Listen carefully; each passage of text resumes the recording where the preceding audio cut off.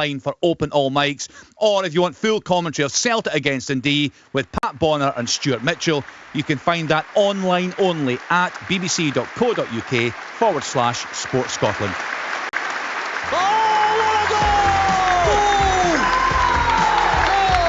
All the action from all the biggest games. This is Sports Sound. Oh, it's a goal!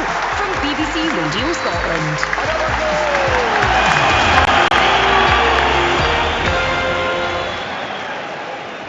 Good evening everyone and welcome into Celtic Park under the spotlights tonight, where we've just had a minute's applause in memory of Fife-born former Celt Tony Camahan, the only player that Jock Stein signed twice, a Dunfermline Athletic player too, a superb ambassador for both the Pars and Celtic. Tonight, kick-off coming up as Brendan Rodgers' team return home after Champions League action and a win in Motherwell, back-to-back clean sheets on their travels too, but a couple of casualties including captain Callum McGregor. Tonight they take on Dundee. They've had a difficult start to their second season in the top flight. They had a big fright here last season, a 7-1 defeat in February. There was 6-0 to Celtic at half-time. Both Brendan Rodgers and Tony Docherty looking to avoid any scares on All Hallows Eve. The referee this evening is Ross Hardy, who blows the whistle, and off we go with Dundee kicking us off. Celtic, the home side, are shooting from left to right into the Lisbon Lions stand, wearing the green and white hoops with the white shorts, and there's a defensive communication there between Ralston and Carter Vickers as Dundee immediately go direct into Kasper Schmeichel's penalty area. The ball's outside the penalty box, but Simon Murray is fouled right on the corner on the far side, and it is an early dangerous free kick for the visitors. Dundee, who are wearing full dark blue kits with the white trim on the sleeves of the jerseys, the blue shorts and the dark blue socks. And this is a dangerous opportunity for Dundee to try and cause some threat to the Celtic backline early.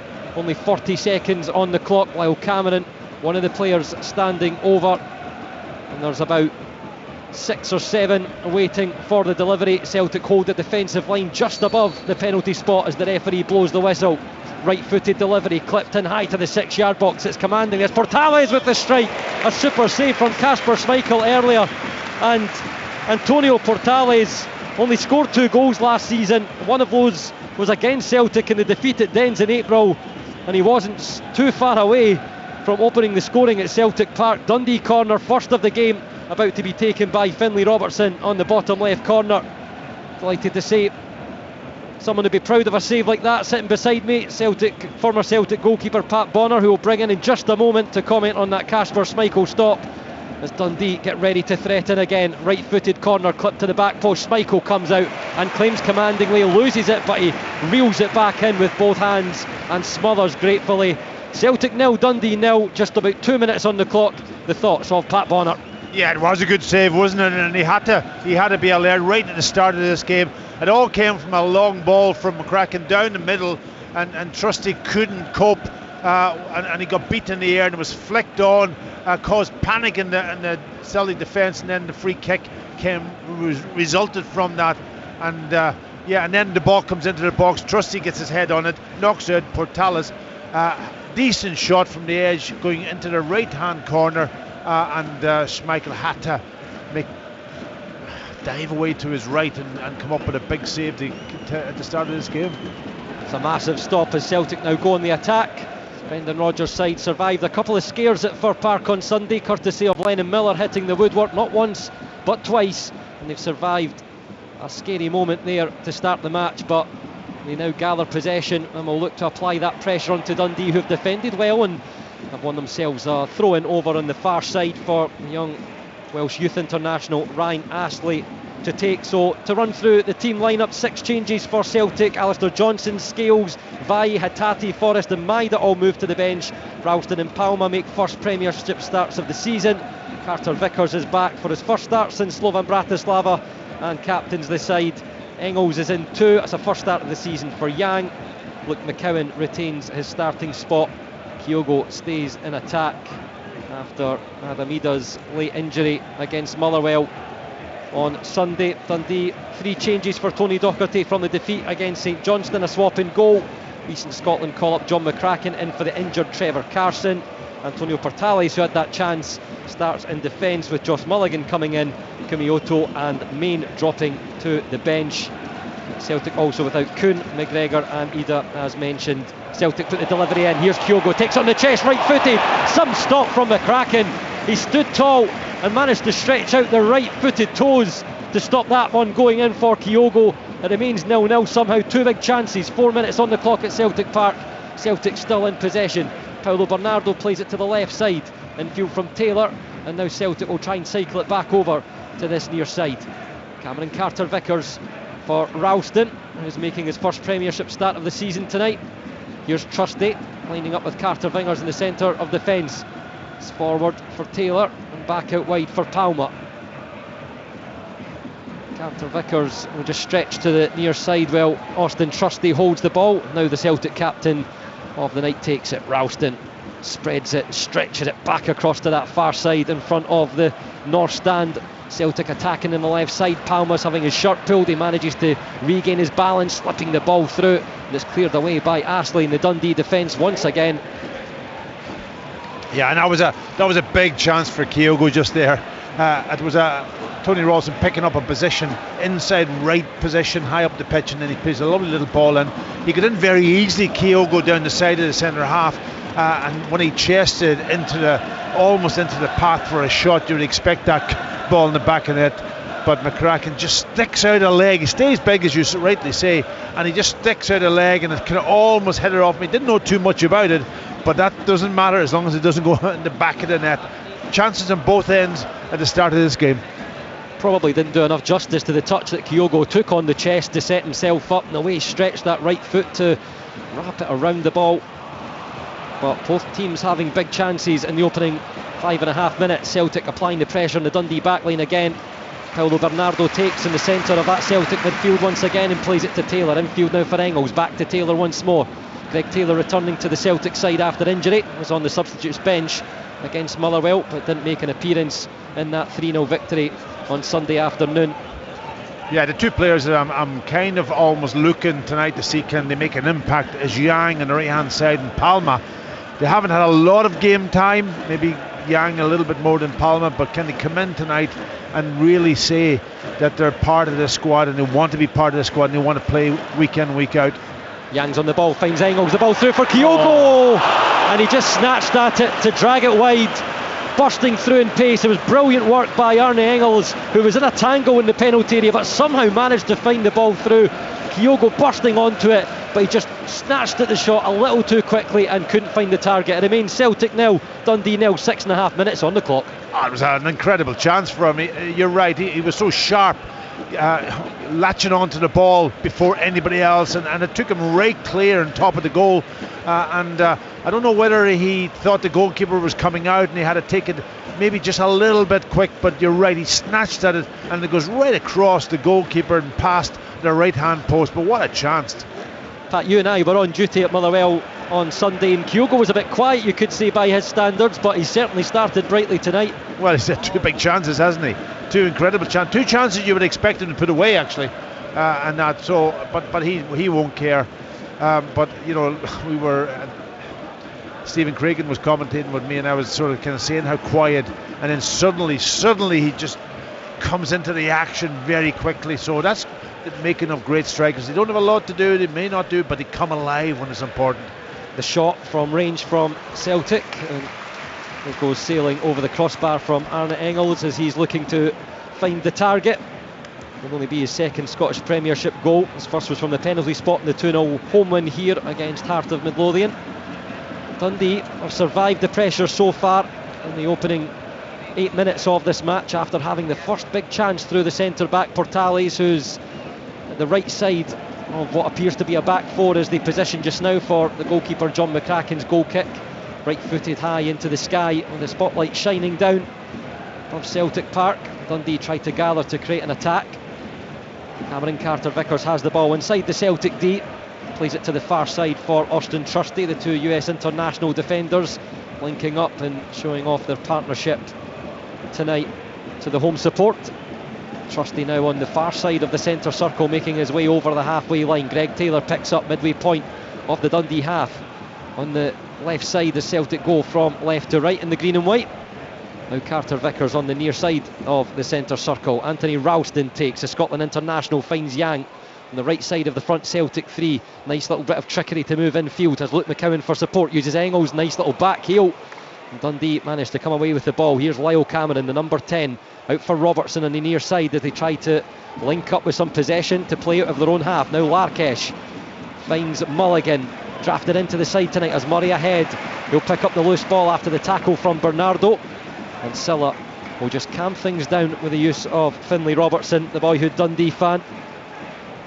Clark Robertson back for Silla, just in front of the Dundee line of dark blue. McCracken takes, Kyogo pressing, he takes the touch and just gets away with it, and Kyogo's still chasing, but Celtic will apply that pressure on the front line. Carter Vickers now with the clearance forward from the head, but the flag's raised against Simon Murray for offside, and there's looks from all the Dundee players around with the pressure that they've just brought on themselves, and John McCracken very settled coming back into the side and just got away with that one, Pat. Well, he's a young goalkeeper and he's 24, and I Willie talking before the game about goalkeepers taking risk at the back, and he doesn't like it, and that was unbelievable risk, wasn't it? He nearly, but Kyogo especially closing you down because he's got so much pace and quickness. You've got to be on concentrated and know where he is, because he will close you down quickly, and he was very lucky to get away with it, McCracken. Celtic still on the attack. Kyogo's 3 goals in his last 4 Premiership appearances, 3 in his last 3 starts. He's had 2 massive opportunities so far, and he was nearly handed another by McCracken. I'm sure he'll tell us he knew exactly what he was doing. Yeah, just looking at Aberdeen, obviously they've set up with their back, you could say a back 5 tonight against Celtic, but looking through the team, they've got about 7 of this team all sort of under the age of 24. I think McCracken's the oldest of that group at 24, and the rest are 21, 22, 23, and then a couple, 2 or 3 of the very experienced players, Silla, Simon Murray, and Clark Robertson at the back, and that's it. So they're a young, energetic team, and they're going about their business quite well at the moment. There's been an early goal in the game between St Mirren and St Johnstone, the Battle of the Saints, and it's the away side St Johnstone who have the lead inside the first 10 minutes there. All the other games 0-0. Dundee currently have a free kick which they aren't in any hurry to take. The ball's still in the Dundee half and now left by the defender for McCracken, the goalkeeper, to take. Right footed, he'll go diagonal to that top far side of the pitch, but it clears everyone in dark blue and will bounce over for a goal kick for Kasper Schmeichel to take, and he'll roll at the pace out for Anthony Ralston here on the right side of the defence.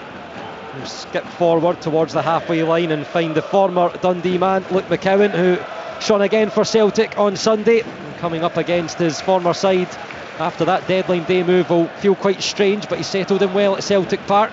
We'll look to put those memories behind him for the remainder of this 90 minutes. Engels, Palm on the ball now, he's been forced away from the penalty box, finds a lovely pass to Ralston central just inside the final third, out to the near side for Yang, comes up against Larkesh, skips to the right onto the left, Yang spreads it for McCowan, tries to juggle away with the ball, back for Bernardo. Heavy presence of Celtic players around the Dundee penalty area here, and the challenge is from Ziad Larkesh on Tony Ralston, and he can't keep the ball in play. The Dundee left back, Celtic have the throw just in front of our commentary position here in the main stand. 0-0 it remains at Celtic Park with 12.5 minutes played. Yeah, well listen, the right back over on that side is I think it's Ingram, is it? That's right, yep. He's over on that right back. He knows how Palmer's going to play. He's going to step inside all the time, and all you've got to do is just bide your time, wait, and as he steps in, then get close to him and not allow him to get a strike away or get a cross and force him to pass the ball. And that's, I think, what he started off this game doing, and doing it quite effectively. Ethan Ingram's one of those young players that you mentioned before, Pat, 21-year-old England Youth International, 10th league appearance of the season tonight. A tough task against Luis Palma, who's looking to find some Celtic form again. Showed what he can do last season. He's maybe fell down the pecking order a bit for the start of this campaign under Brendan Rodgers. Here's Austin Trusty galloping forward with the ball on the far side, who finds Palma, the layoff. Taylor with the crossover, headed away by Portales, and now taken by Mulligan, who'll try to wriggle free and immediately loses out to Palma once more. Celtic with that excellent press work. Ralston, Yang just at the corner of the penalty area, slips it forward for McCowan. Luke McCowan back for Yang now, and he's forced away from goal. Celtic camped inside the Dundee territory. Carter Vickers back for Yang. Ralston once more. McCowan picks up a little bit of space. Silla watching. And those three players for Celtic just exchange the ball in the triangle once again. Back towards the front of the right half of the centre circle. Celtic showing that patience inside a packed Celtic Park again tonight for midweek action. A brilliant form here on these kind of nights, Celtic in domestic competition, as Luke McCowan comes forward with the ball. Yang running along the edge of that final third spot. Nice little bit of trickery, wriggles away from the Dundee midfield. Taylor slipped to the left side of the box for Palma, onto the right foot, and he drills that one wide. You can see what he's trying to do there. He just faked to the left, quickly shifted it onto the right foot and tried to snap it away towards goal. Lots of bodies in John McCracken's way, but he's untroubled as it goes wide of the post, and it is Celtic 0, Dundee 0 with almost a quarter of the game played. Yeah, he tried to give the eyes of the goalkeeper, didn't he, that he was going to bend it, and I think John McCracken actually stepped away from that near post, but the ball went wide from the strike, and he could have maybe been caught out if it was on target, but Celtic just keeping the ball flowing, you know, waiting for the moment, just knocking it around, and you know, Brendan Rodgers said before the game that, you know, they all know the structure, they all know their roles, and it's just the intensity and keeping that going. When you've got players who come into the team after being out for so long, you just wonder whether they'll be up to the pace of the way that Celtic want to play. Brendan Rodgers saying in his pre-match interview with Martin Dowden that this kind of rotation is required. It's the way things are for Celtic with their fixtures at the moment. They want to keep that high standard set. The manager saying after the win against Motherwell, despite the changes he made in that one, that there's always room for improvement. Ethan Ingram has the ball for Dundee just inside the Celtic half, but he's dispossessed, and the flag is raised by the assistant on the far side in front of the Janefield Street stand, and it is a throw-in for Dundee. No, I think you're right about the squad. You know, you need to have players who are able to come in. You're going to have injuries, you're going to have lots and lots of games, and they've got to come in, but they've got to come in and be ready. You know, they can't come in and think that, you know, they're not going to be up to the pace, because if they are short, Celtic are going to struggle, because they need the ball to be moved around at almost that sort of pace that they play at, and then they're a really good team. If it goes dead a little bit, then it's easy for the opposition to get into good positions. Taylor has found Palma, who's taken a couple of little pushes but regains possession. Back for Trusty, now Carter Vickers. A lot of focus on Celtic's front line and the changes in the attack, but 3 changes to the defence from Sunday's win against Motherwell. Austin Trusty, the only one remaining of the back four. Here's Palma, finds the ball forward. Engels was there and returns back to Luis Palma. A lovely switch cross-field ball for Yang, who takes it with a beautiful touch. Little step over right foot into the box. Kyogo takes the touch, it's heavy. Larkesh spins to clear.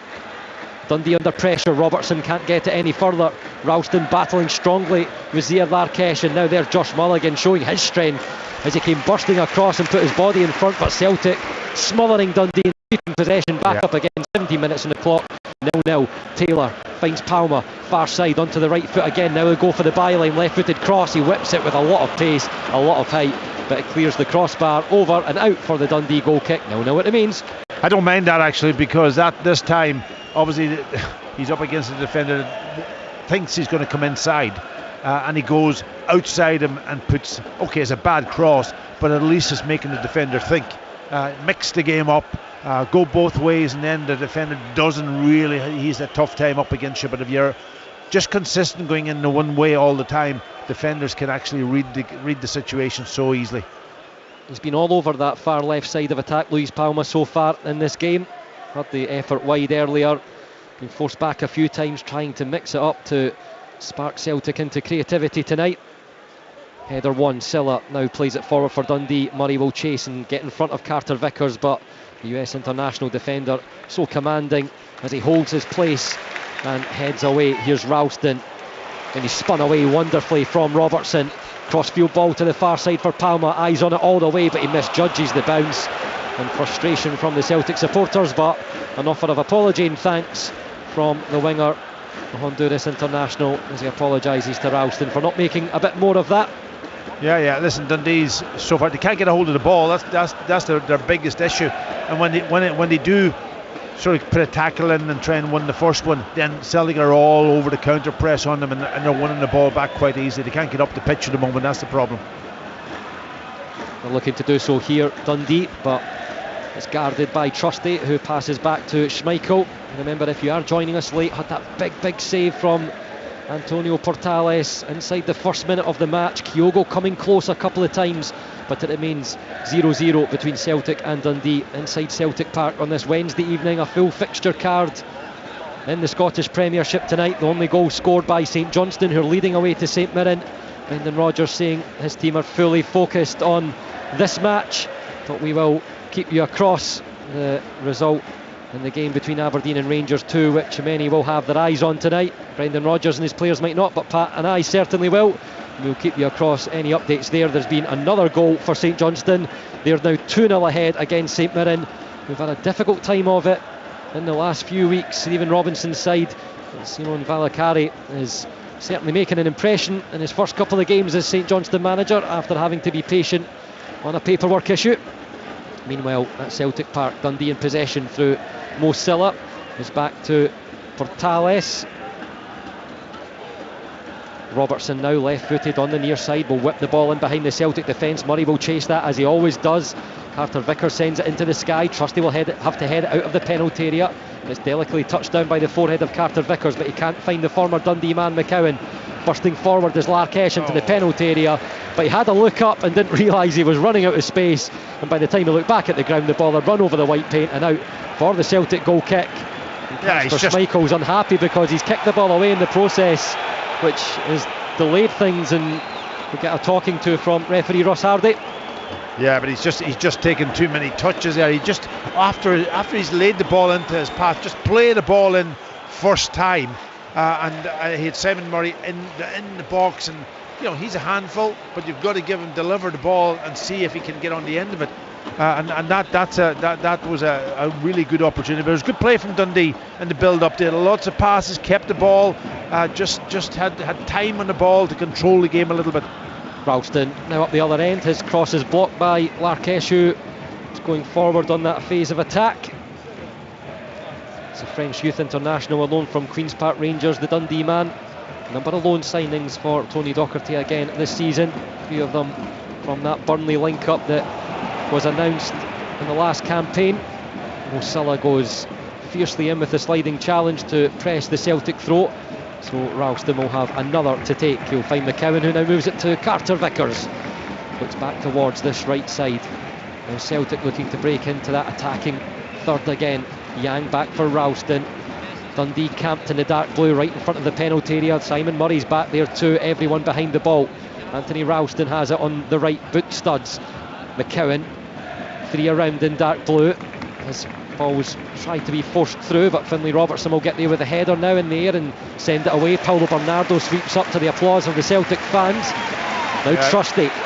Good play from him there. Just when it looked as if Dundee could break out and hit them on the counter-attack, he was the one that stopped it, and the fans to give him a bit of a round of applause. They appreciated that.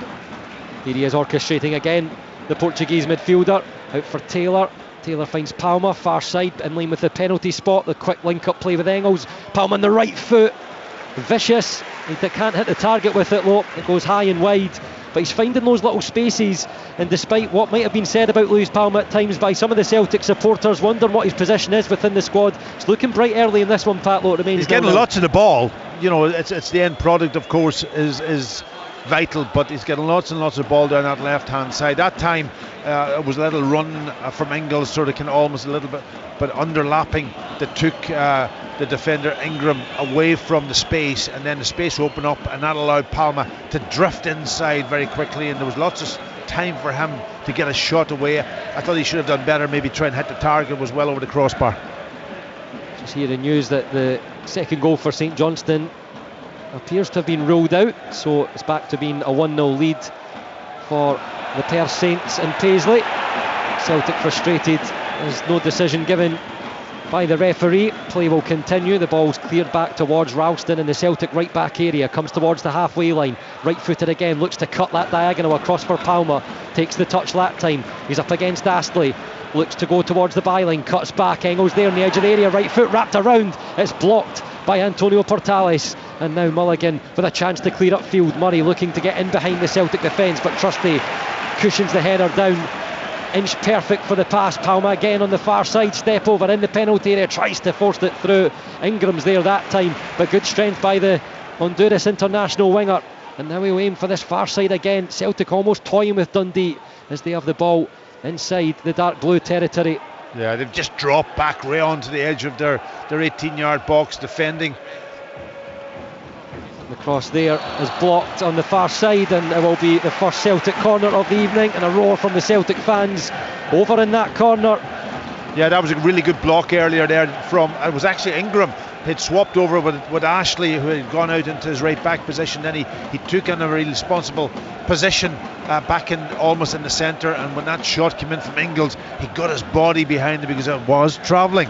Engels stands over on the corner on that top left between the North Stand and Lisbon Lions stand, but the referee Ross Hardy wants to have a conversation with Cameron Carter-Vickers and Clark Robertson at the front post. Whistle blown as Engels resets the ball once more. There's a couple on the penalty spot ready to attack for Celtic too, but more camped inside the 6-yard area. Now it's delivered in swinger, looks teasing. Murray with the header, and it will take it down to this opposite corner to our right. Larkesh, did he keep that one in play? Yes, says the assistant. It's cleared up as far as Ralston. Lifted forward now, McCowan with the delicate touch. Yang peels away onto the touchline, and he'll now face the Dundee penalty area. Celtic going from left to right, and the green and white hoops up against the dark blues in the full dark blue kit tonight. Trusty out for Engels. An early goal now for Motherwell up at Tannadice against Dundee United. It's 1-0 to Stuart Kettlewell's side after their defeat to Celtic on Sunday. Trusty heads the ball out to that far side again. Palma the target, slipped through for Andy Engels. A deflection from the block from Portales. Will take it over the crossbar and out for another Celtic corner. But Celtic are really looking to go through the gears in this first half now. They'll know what it means. Yeah, it was a really good run, wasn't it? He wasn't picked up, Engels, and the pass found him inside the box and he took his touch, but what a really good tackle from Portales. Almost a block to, otherwise I think Engels was going to score because he was right through on goal. It's another corner for Celtic, and it's another talking to for a couple of players as the referee comes over to have a chat in front of Arnie Engels, ready to take, with the Celtic supporters bouncing furiously in the corner behind the Celtic player. And now he whips the ball in again, right footed. Simon Murray there once more, heading away at the front post. Larkesh looks to get on the end of it. Still inside Dundee's defensive third. Sliding tackle from Paulo Bernardo is perfect and wins possession back for Celtic. Palma fell from behind. No free kick, says the referee. Taylor will keep the ball moving back out to the far side once more, and Celtic go on the attack. Finn Robertson doing the chasing. Engels will just slow up, drops the shoulder, hits the byline, crosses it over. Clark Robertson of Dundee heads away, and Luke McCowan will take over. Taylor now swings the cross and really asking questions of the Dundee defence. Goes all the way out to this near side. Ralston crosses, Larkesh there to block that time, and Dundee are getting camped further and further inside their penalty area. A third Celtic corner, 0-0 at Celtic Park. Yeah, Celtic really up in the ante now, putting that ball into the danger area at every opportunity. But I've got to say, Dundee's defending is really good because they're getting tight to the players. They're not allowing them to get above them or get a header in. And they're not maybe making contact with the ball also, but they're stopping Celtic players from getting first contact. McCowan there, but will be Engels to take from this near side, right footed outswing, and it misses everyone and goes all the way to the opposite end. I mean, one thing I'm really asking myself at the moment, Pat, with the three corners that Celtic have, they all seem to stay within that attacking zone for Celtic to try and sweep up at the second opportunity. And Dundee are now the team to try and rocket the ball forward, looking to try and test the Celtic defence. Robertson has his effort blocked as the pass through from McCowan. He'll sharply make his way forward. Kyogo, he's got three Dundee players behind him. He loses possession to Cameron, and immediately Palmer will go on the chase, but he trips the little Dundee midfielder, and that will allow me to get a breather just before the half hour mark. Celtic 0, Dundee 0. Yeah, listen, the ball's into Kyogo's feet, and that's the bit that maybe that Adamida has bettered in Kyogo, just holding it up, taking other players into the game. The support's coming. He just didn't control it, didn't use his body, and he lost the possession. Only 2 goals in the Premiership. Motherwell leading at Dundee United. That goal scored by Mazwanise, and St Johnstone another away side in front in Paisley against St Mirren. Benjamin Kimpioka with the goal there. 0-0 here between Celtic and Dundee. Yeah, it's been an interesting game so far. You know, Celtic have had 3 or 4 really good opportunities. You would expect them to be a goal up at this point, but Dundee's hung in the way unwell. They've got a good structure, good defensive structure. They're dropping behind the ball, dropping off to the edge of their 18.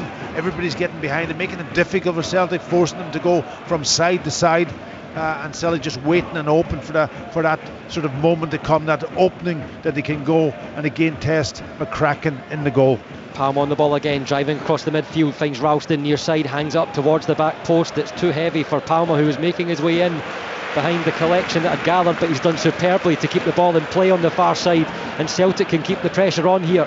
Engels, he's just trying to navigate away around the dark blue wall that stands in front, so he'll switch to the opposite side again for Ralston. Celtic have had to cycle that pass quite often inside this first 29.5 minutes. Engels for Palmer, quickly in field for Taylor, edge of the box, but he just miscommunicates. 2 of the changes coming in for Brendan Rodgers tonight, maybe just showing with their lack of communication there, that slip in the match sharpness. Engels does wonderfully to stop Dundee attacker Simon Murray getting to the ball to try and break away, and Celtic just holding it almost a bit like a training session in front of that Dundee 11. Taylor now breaking into the final third, out wide for Palmer. Is back to the Celtic left back now, clips it forward for Engels, brings it down on the right foot.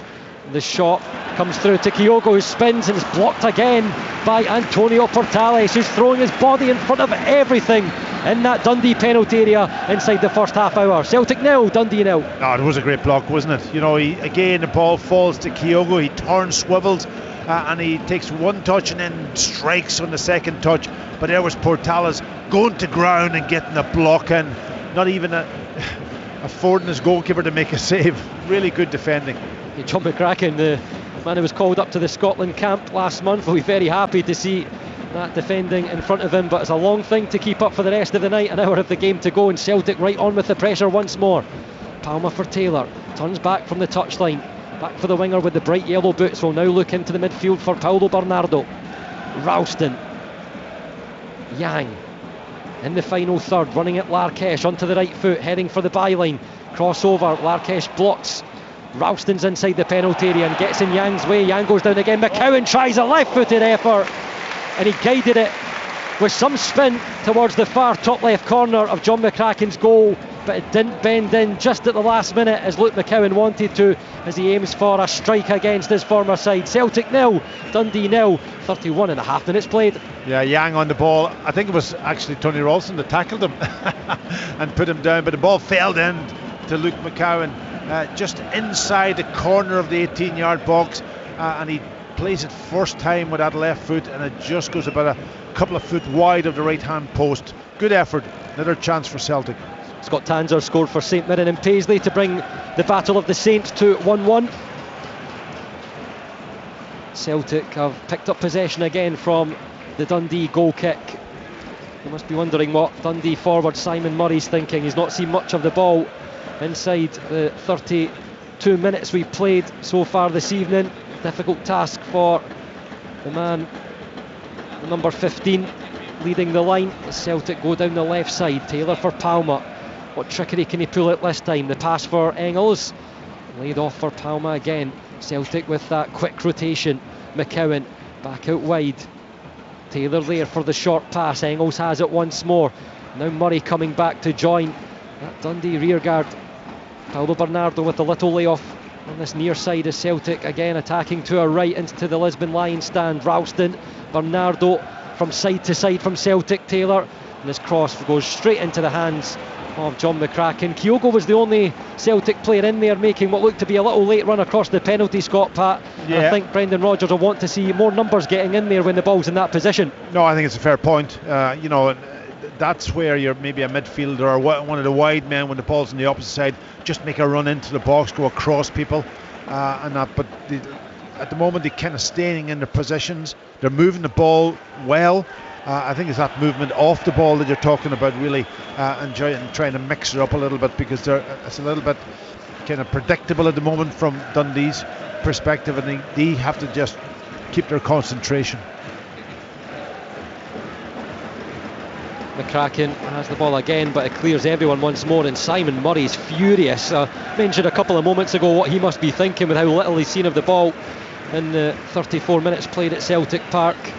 Yeah, just seen Tony Doherty down there. He's obviously pointing to his goalkeeper and asking him to take a little bit off it, because he just keeps kicking the ball too long, and it goes straight through to Schmeichel, giving up possession. Palmer for Paulo Bernardo. Now Engels switching to Ralston on the right side. Yang there, but he was waiting on the ball, and it allowed Larkesh to just nip in front and stab it away, but Celtic still have it right bang in the middle of the Dundee half. McCowan on this near right side. Luke McCowan onto the left foot, having a look towards the penalty area. Yang's there, Ralston.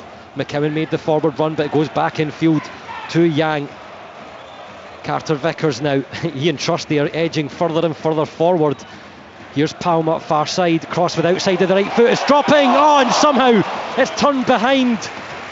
That looked to be Yang making the late run into the 6-yard area, has collided with the goalkeeper John McCracken. It looked like the Celtic attacker got a touch, but it wasn't strong enough. It was only enough to spin it, and the ball trickled wide and out for the goal kick, and it remains with 35 minutes on the clock. Celtic 0, Dundee 0. Yeah, it's an incredible chance. It was a ball played in with the outside of his foot from Palma. Kyogo was the first to try to go and attack it, just went over his head, and there was Yang coming on. All he needed to get is a touch on the ball, and it was in the back of the net. McCracken really couldn't do anything, just stay up as he did the last time, maybe try to get a block in it, and Yang just took him out of it, but he missed the ball also. So another big they've had probably about 6 big chances in this game so far, whether it's a block, whether it's a miss, and it's been incredible that they haven't had their goal at this point in the game. What's 35 minutes gone, and they've created probably about 6 really good chances. It must be difficult for Tony Docherty watching. He's pacing the technical area down there back and forward. He's leaning left to right as he watches every pass from Celtic. But the one thing that's a positive for his side is they were 5-0 down at this point in February when they visited here, so at 0-0 as it stands, he'll be pretty pleased with that at the moment. Celtic on the attack again though. Palma far side, just trickling his way into the final third again, onto the right foot, edge of the penalty area. Comes back outfield, finds Ralston, opposite side. Yang once more. He's got yellow boots on too, just like his number on the opposite side of the Celtic attack. And Luis Palma. Ralston lets it run. Right footed, he'll carry it back as there's no way through with 3 dark blue defenders in front. Carter Vickers now takes, wearing the yellow captain's armband on his left arm. Trusty out for Engels, right footed, teases it in towards the 6-yard area. Only Yang there, but it's well watched by Clark Robertson, who just shields Yang from getting anywhere near the ball, and the ball then goes over the white paint for another Dundee goal kick. Under 10 minutes to play until half time. The Celtic 0, Dundee 0. Yeah, they don't have a lot of height, Celtic, in that forward line, and crosses coming into the box, they have to be absolutely on the button. If they're any way overhit at all, they have nobody really to go and attack it. Updates from the other games: Dundee United 0, Motherwell 1, Hearts 0, Kilmarnock 0, Ross County Hibs also goalless. It's 1-1 between St Mirren and St Johnstone, and the 8 o'clock kick-off, Aberdeen 0, Rangers 0. We'll keep you across all of the Scottish Premiership action tonight. Remember, Sports Scene available with all the highlights tonight at 10:40 on the BBC One Scotland channel. Yeah, I'm just wondering what the possession stats are at this moment in time in this. They must be up around about 80-something% Celtic. I can't remember. There was one little spell just where Dundee had the ball and kept the ball quite well, but apart from that, it's been dominated by Celtic. I'll let you have a look at those, Pat, as Carter Vickers takes possession of the ball, and Trusty now trying to find a way through. It's out to Palma again on that far side, one of Celtic's preferred options in the forward areas, but a misplaced pass by Engels may allow a 3-on-2 for Dundee. Lyle Cameron coming down the right side as Dundee go from right to left into the Jockstein stand, but Celtic get the numbers back, and it'll go back to the dark blue defensive line, and now the goalkeeper John McCracken. Kyogo applying the pressure. Portales shifts it to Clark Robertson, and now he'll make his way forward Dundee's rivals, Dundee United, have equalised at home against Motherwell. Good work from Tony Ralston to sweep the ball back up into Celtic possession. Silla charging forward and dispossesses Engels, but Carter Vickers in the spot to collect. Yeah, just looking at the possession stats just about a minute ago, they might have changed a little bit because Dundee had a little bit of possession. It was 82% Celtic, obviously, and 18 only for Dundee. Palmer whips the ball over. Did that take a deflection? The flag is raised for offside, so whether it did or not won't matter. Sam Dalby, the scorer for Dundee United, to get them on level terms against the Steelmen.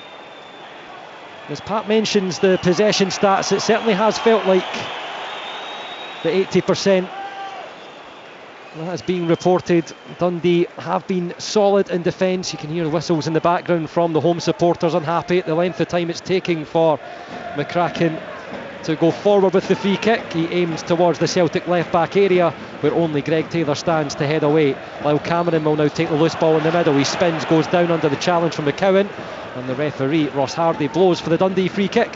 Yeah, and this is an opportunity. You know, they had that big chance from a set piece right at the start of the game, and you know, get their big men up there. Let's see if Celtic can defend it. They didn't defend it very well the last time, and this is an opportunity. It's an opportunity for any team, no matter how much possession you have. When it comes to a set piece, if you can get delivery good and good movement, you always have a chance. Cameron takes the free kick, aims for this near side where Clark Robertson is waiting. He gets the header, it goes directly above him, so he'll challenge again. Yang's on the edge of the box to flick the ball down for Paulo Bernardo. Silla was charging.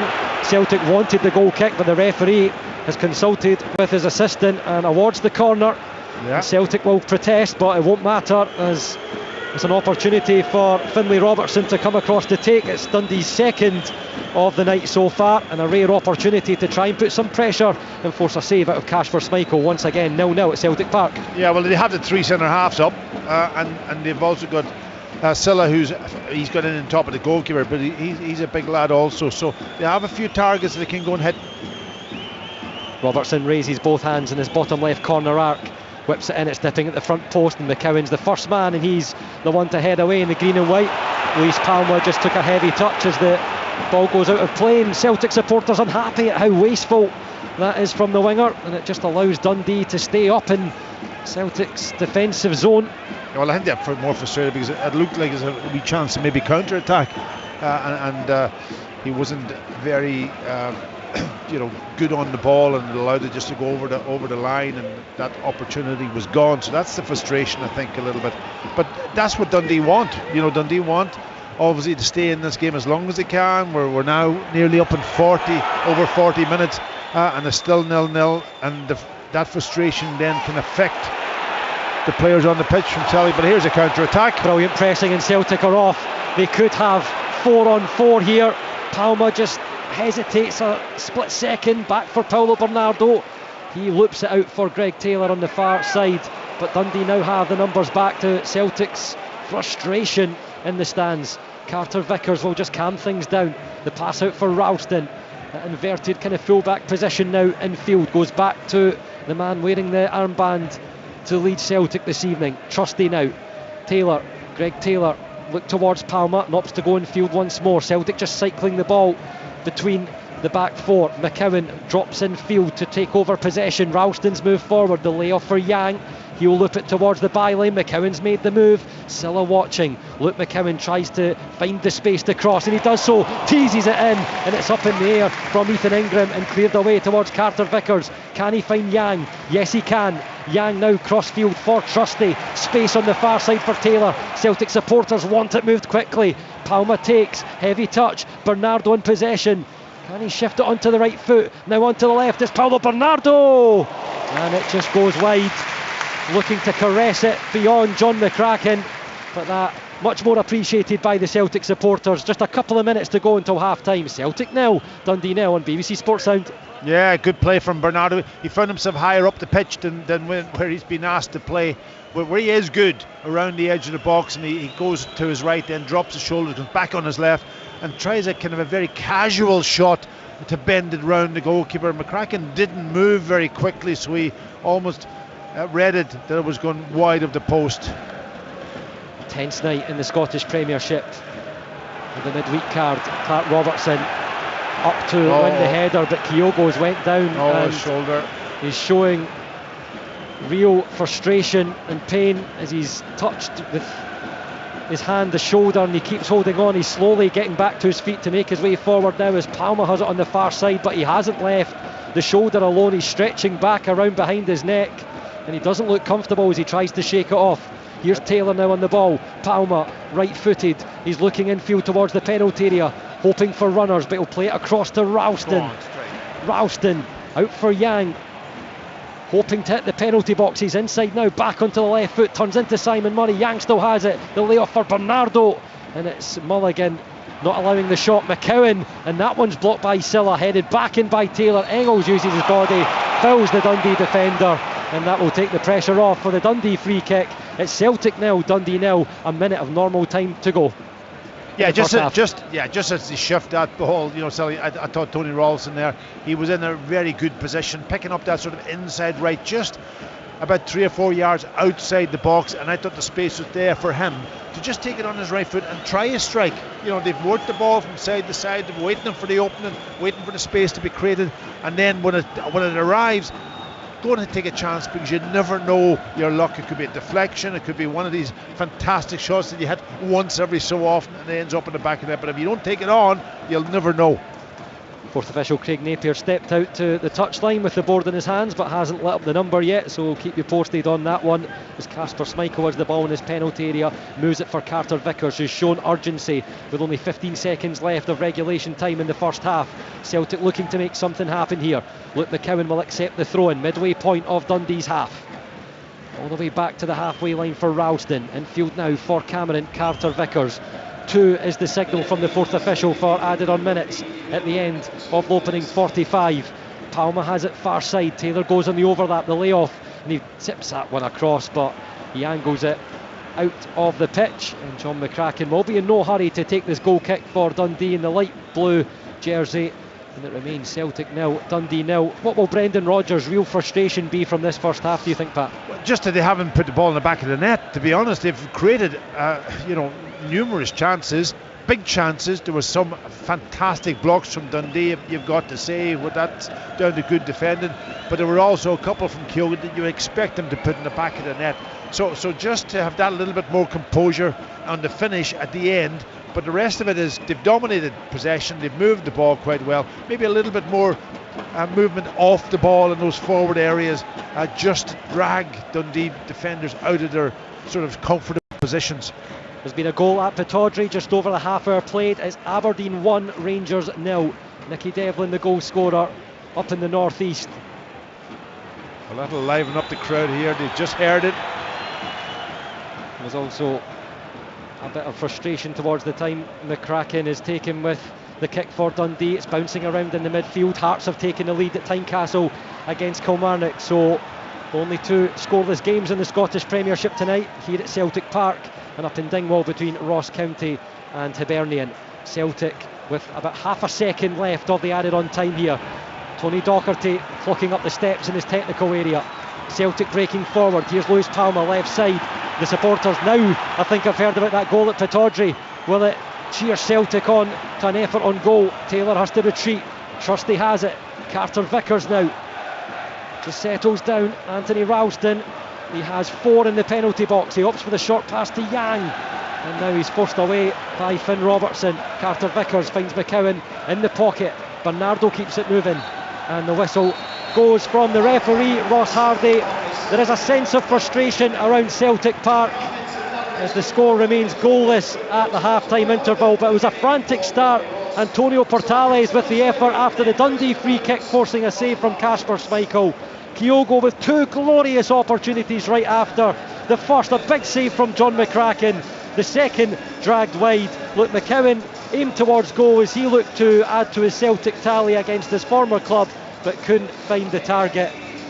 Pat Bonner and I will leave you for the next 10 minutes with open all mics to take you through the half-time interval here at Celtic Park. Please join us again online on the BBC Sports Scotland website for the second period at Celtic Park at half-time. It's Celtic 0, Dundee 0.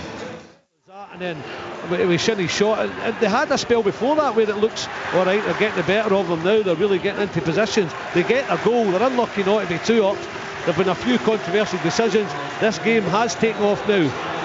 Not just controversy, but even the finishing the goal, as you said, and the judo rifle toe. Here's Duke on the left going through. They can't get a shot. It's dropping to Aberdeen. Have got so much room. I don't know where. Here's Chad Duke blocked. This is. I don't know defensively where. Especially you're talking defensively, Scott, but midfield. The midfield have disappeared because when the ball comes back out, it's Nielsen it's picking up, it's Shinnie it's picking up, and no Rangers midfield there at all. But they're so timid. In the collisions, Rangers are so timid. They've been brushed off the ball by Aberdeen, who are showing way more hunger, way more stomach for the fight. You're seeing the best version of Duke tonight because he is absolutely buffing Tavernier all over the place. This is a real test of character now, isn't it, Julie, for these Rangers players? Yeah, they have to dig deep. They have to get together as a group now. They're defensively all over the place. They're not backing each other up. They need to regroup. They need the leaders to pull themselves together to get this team united again. Who are they though, Julie? Who are the leaders?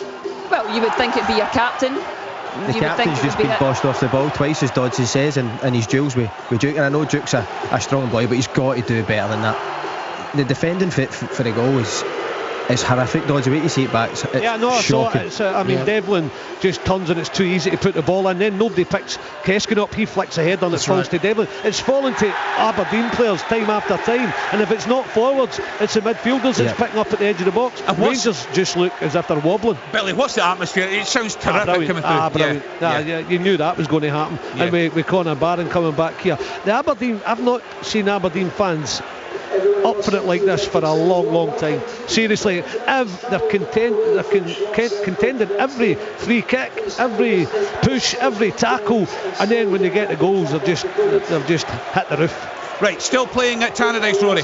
Yes, and it's Dundee United have got a dangerous free kick, kind of right on the edge of the box, on a slight angle. It'll either be Glenn Middleton with his left or David Babinski with his right. 5 minutes added on, there's a couple left, so there's going to be a chance here. It's going to be Glenn Middleton with his left. Oh! It moves in the air. The keeper makes the save and Dundee United get the corner. Still 1 each. Right, still playing in Dingwall, Robbo.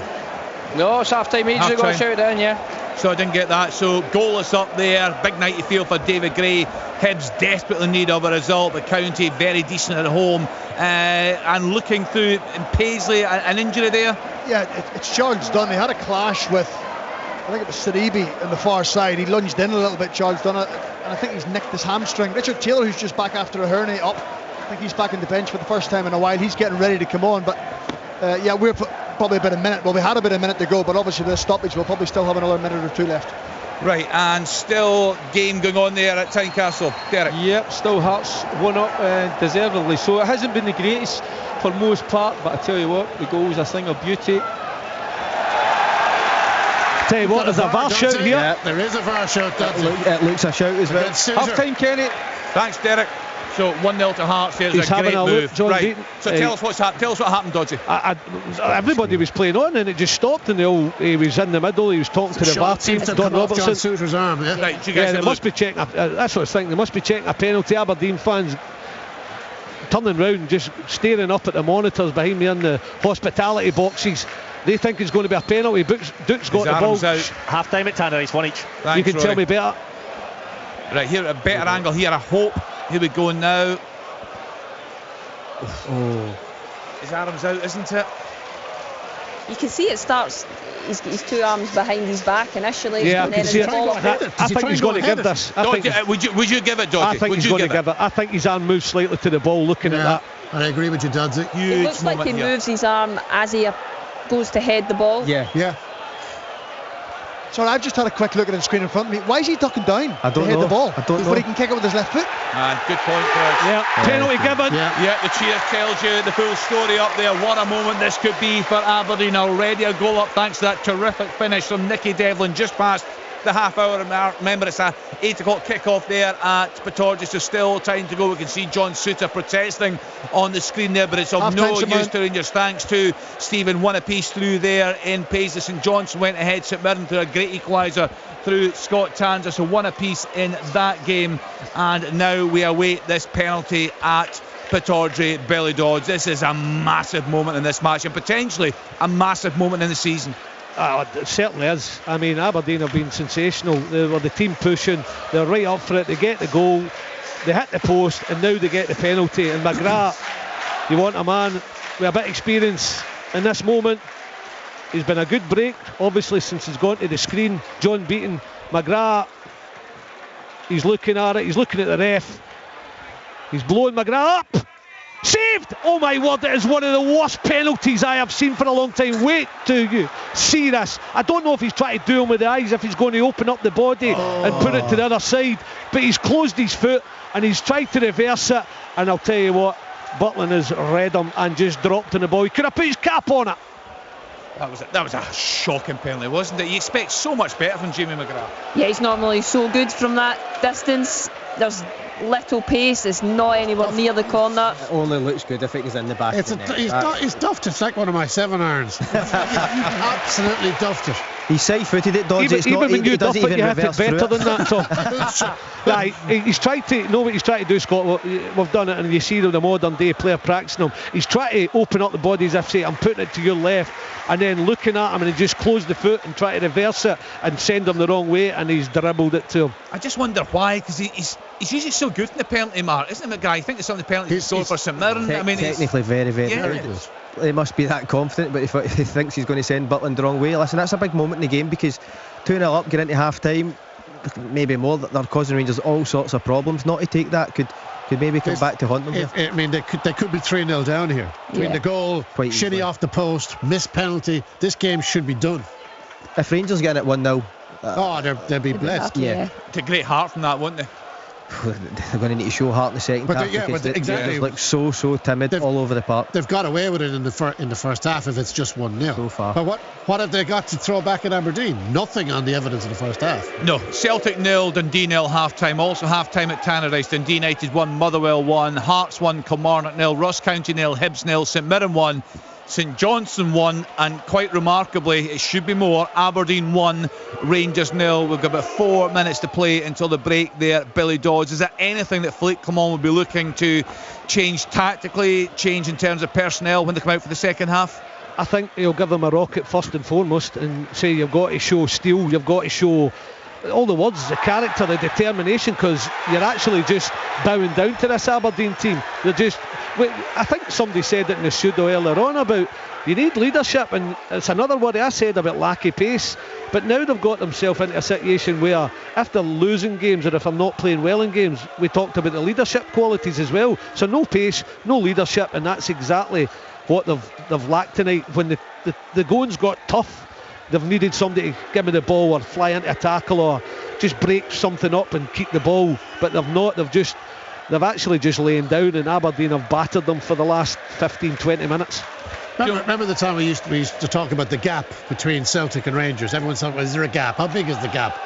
We're now talking how big is the gap between Aberdeen and Rangers, not to mind Celtic and Rangers. Yeah, it's a good point. Aberdeen look mentally so far ahead of Rangers on this evidence. I'll tell you how they'll get a lift, and this is the scariest thing about the first half so far. They're going to get a lift because Aberdeen missed a penalty, and that's damning. That is damning, and they need more than that. They need their manager to stand up. They need to get ripped into them. They need to make sure that they're going to at least scrap and battle, even if they don't win the game. He needs to maybe make a couple of changes, or as you say, Kenny, a tweak. But right now, it ain't happening. See, in terms we talk about mentality of football players, and Dodgy will tell you, you know when you're getting beat 1-0 if you're in a game, and you know if you're getting beat 1-0 where you're losing duels all over the park and you feel inferior. That looks like the Rangers players feel inferior to Aberdeen at this moment, physically all over the park. And what that could do for Aberdeen come the end of this game, if they win this in this manner, could have a damning effect on Rangers this season, I think. I'm telling you, I've been saying this for a few weeks now, and we covered a lot of games. End of days of Michael Beale, it was toxic at Ibrox, I think it's fair to say. And you just feel now the return of these days is perhaps not too far away, because I said earlier on, Tom, if social media is any sort of guidance, and some of the reaction at the games as well, things are turning there in terms of the manager after. Well, the thing about it is, I mean, Rangers will never accept that Celtic are better than them, not publicly anyway. But they for sure won't accept that Aberdeen are better than them, and they are. On this showing, Aberdeen look a far better team than Rangers all over the park. In every position. Yeah. If you were picking a combined 11 now, it'd be 11 right? Willie Miller was right all along. Yeah, we'll hopefully hear from Willie Miller. So that, as you say, the toxicity of that. If this continues and it peters out and Aberdeen get a second maybe, or even just win 1-0, that physically dominating, as Scott says, this game, the Rangers fans are going to go thermonuclear because they're being bossed in this game. Well, looking at the live table, Aberdeen top, 28 points, Celtic 26, Rangers 19 points, 9 points off Aberdeen as things stand, Dundee United 16, Motherwell 14, St Johnstone, they make up the top 6 with 11 points, County also in 11, Dundee 10, Hearts, St Mirren and Kilmarnock all on 9 points. Hibs remain bottom of the live table with 7 points. Another chance here, Dodgy. It's sort of so shaky. Class of clearance straight to Mackenzie, and as I said, nobody from Rangers picking up the ball. Mackenzie picks up 25 yards out, half volley, brilliant strike. Butland has to beat it away. Right.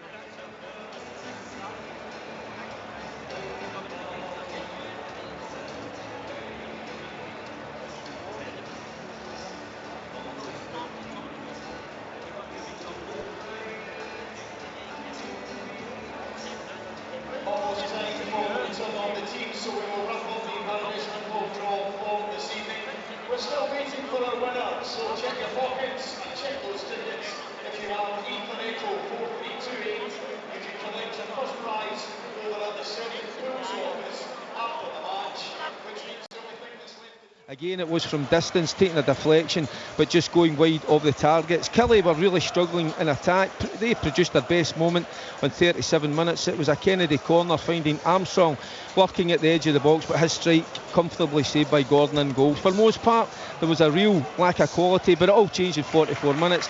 It was a lovely move down the right-hand side. Vargas forcing the issue, then squaring the ball back to Spittle. Everyone in the stadium thinking he's going to hit it, including myself, but no, he played a clever pass to Alan Forrest, just lurking that left-hand side to smash into the top right-hand corner. So it's Hearts forcing the issue, deservedly 1-0 up. It's Hearts 1, Kilmarnock 0. Yeah, great timing, Derek. Just seen a replay, a fantastic finish, a great move, finished off wonderfully by Alan Forrest. Next stop, Tannadice, Dundee United at home to Motherwell. Let's hear from Rory Loy. Yeah, it's all square at half time here at Tannadice. The visitors took the lead in 22 minutes when Lynn Miller faked to shoot from a free kick, dinked it to the back post, over Declan Gallagher's head. Casey arrived on it, headed across the goal, and Maswanisi scuffed it home for 1-0.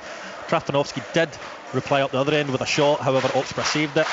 Stephen O'Donnell limped off with an injury. It was replaced by Shane Blaney, and then on 34 minutes it was Trapanovsky down the left hand side. He dinked it in, and Sam Dolby applied the finish with the header. In 37 minutes, Lucas Stevenson down the right hand side, he crossed in. Oxborough flapped at it, and Ferry was presented with an opportunity, but he didn't catch his shot particularly well.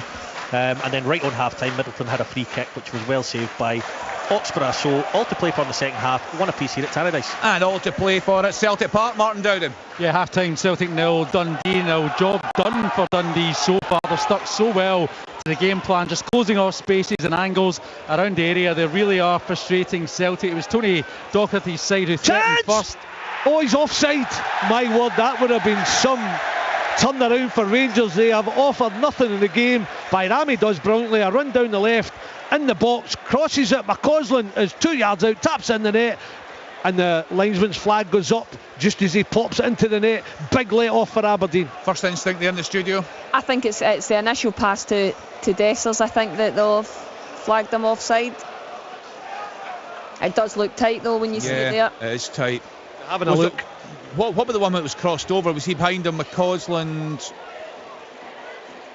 Just trying to see when the ball goes back into McCausland. I'm just trying to see. He is. Is that not quite tight as well? Two of them are tight. Yeah. Right, so we've got to check there, Billy. This is a big moment. It's 4 minutes injury time as well. So yeah. I need a cup of tea, lads. Honestly, this is. I mean, it's brilliant, incredible. Isn't it? Yeah, and it's been.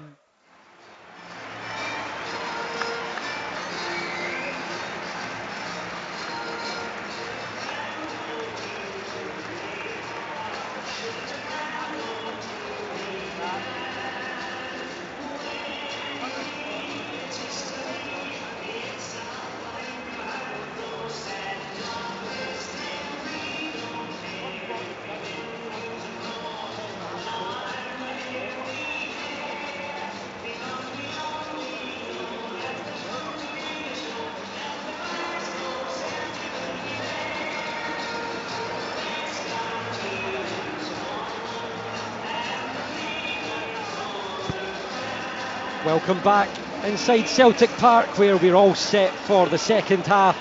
It stands Celtic 0, Dundee 0 at the moment, and it's the team in green and white ready to take kick-off, with Arne Engels standing over the ball, and the Celtic supporters doing their part, aware of the score at Pittodrie, with Aberdeen 1-0 in front against Rangers in a game that kicked off 15 minutes later than this one here at Celtic Park. And off we go for the 45 minutes ahead, where Brendan Rodgers' side will look to keep pushing for an opening goal, and Tony Docherty's team hoping to stay strong and keep Celtic out of John McCracken's goal. Big 45 minutes ahead across the Scottish Premiership, and Celtic comfortable in possession as they were in the first half, with at 1.82%, as Pat Bonner reported to us. And here's Palma laying off for Taylor on the left side, clips the ball up into the penalty area. Portales heading away, Engels is there, and Silla swipes clear for Dundee. Simon Murray takes, he's not seen much of the ball in the attacking zones for Dundee. Never mind the attacking zones, the defending areas too.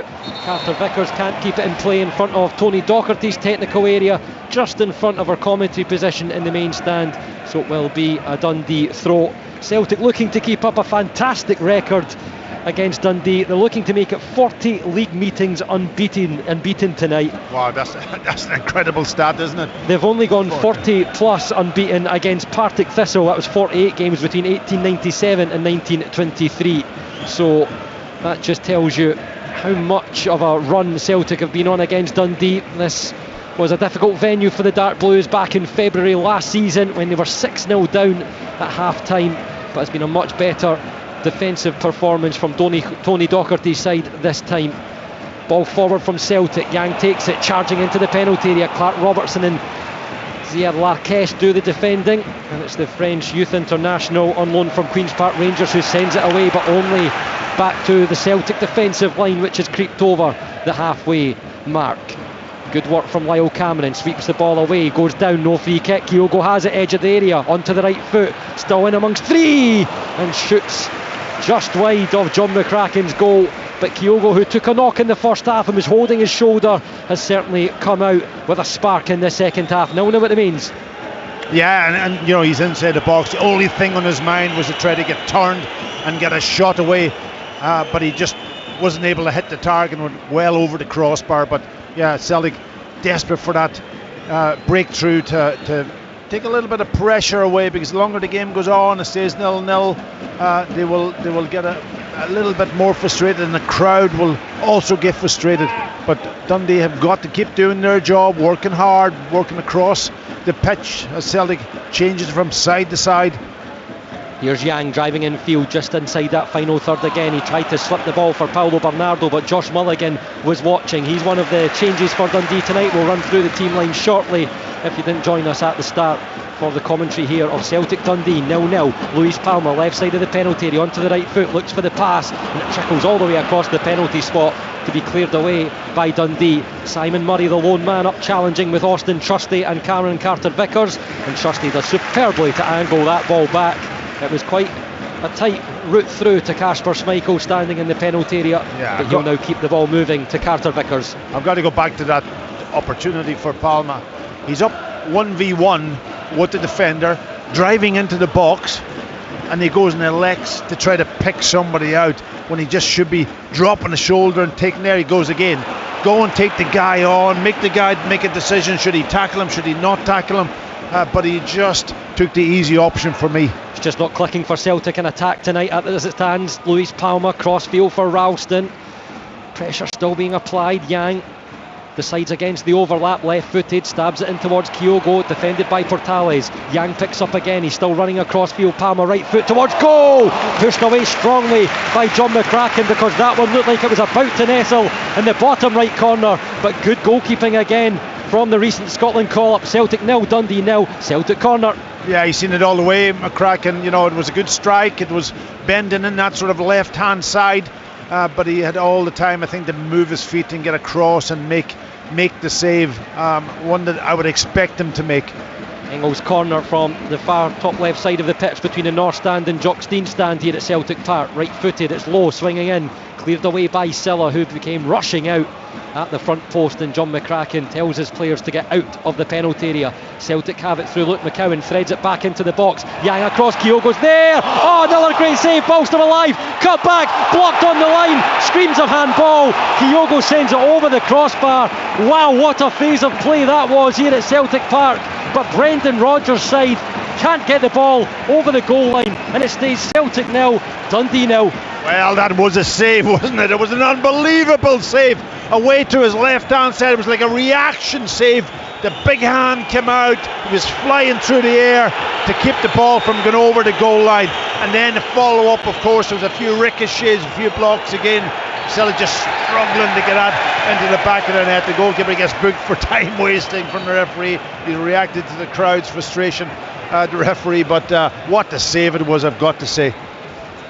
So often you use the word fingertips to describe a save when you're doing radio commentary, but that was the slightest of fingertips, but somehow it sent the ball up into the sky.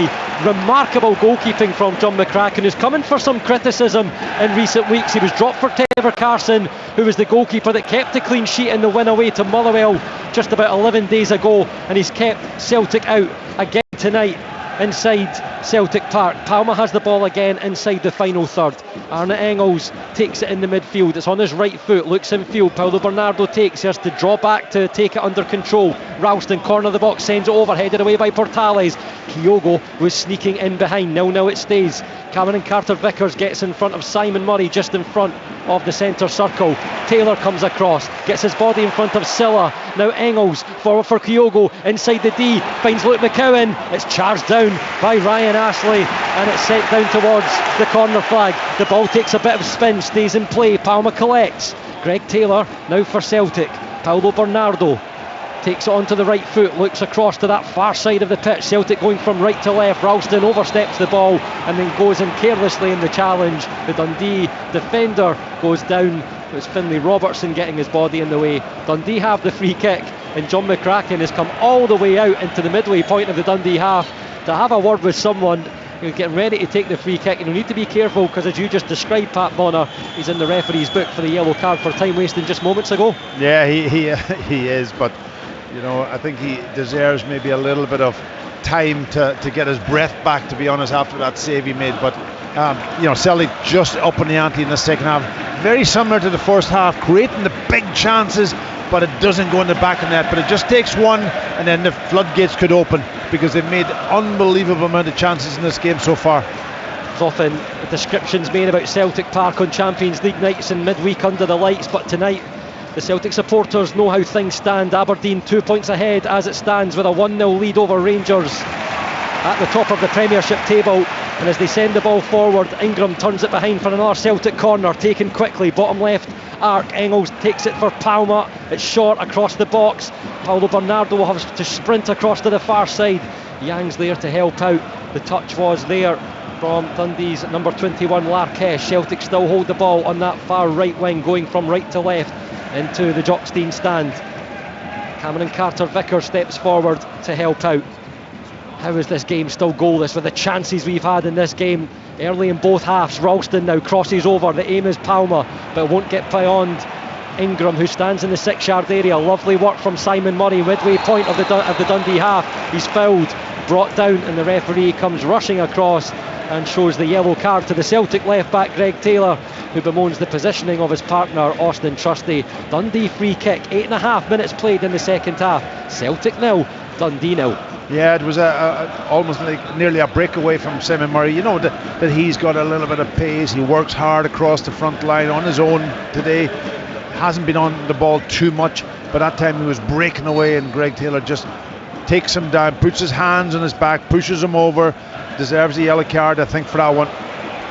Dundee now on the attack. Rare opportunity for a threat to Kasper Schmeichel's penalty area. There's Larkesh still jogging down the left side, clips the ball over, but he's tried to rush the cross, and he puts it right behind Kasper Schmeichel's goal with some height. Yeah, you know, it was a great opportunity, because he had the right wing back Ingram driving up on the back post, nobody picking him up. Palma struggling to get back to pick him up, and if he just got his head up and he could see him and he could pick him out, I think it was a big chance. Engels gives the ball away. Dundee have possession now. All the way back to Astley. Right-footed. He'll try to give Simon Murray something to chase, but he peeled away into the far side rather than the near side. And the striker's frustration at Celtic Park continues. He's pointing to Tony Docherty about his unhappiness with the service being provided. You don't usually expect much of a striker in the opposition when you travel to Celtic Park. But Dundee holding strong as it stands. 0-0. Taylor. Palmer up against Ethan Ingram, the tall right back. Palmer finds the cross, left footed. It's beyond everyone again, and not for the first time this evening. Ralston on that opposite side, right footed, sends it high towards the back post. He gets too much backlift on it. It won't even go out for a goal kick. It goes down towards that main stand Jockstein corner to our left and out for the Dundee throw. And Celtic are making the changes, it appears. 3 ready to be made. Rio Hatate there already with his jersey on. Dyson Maida's just pulling on the Under Armour, and then the other player is Alistair Johnston, who dropped out of the side.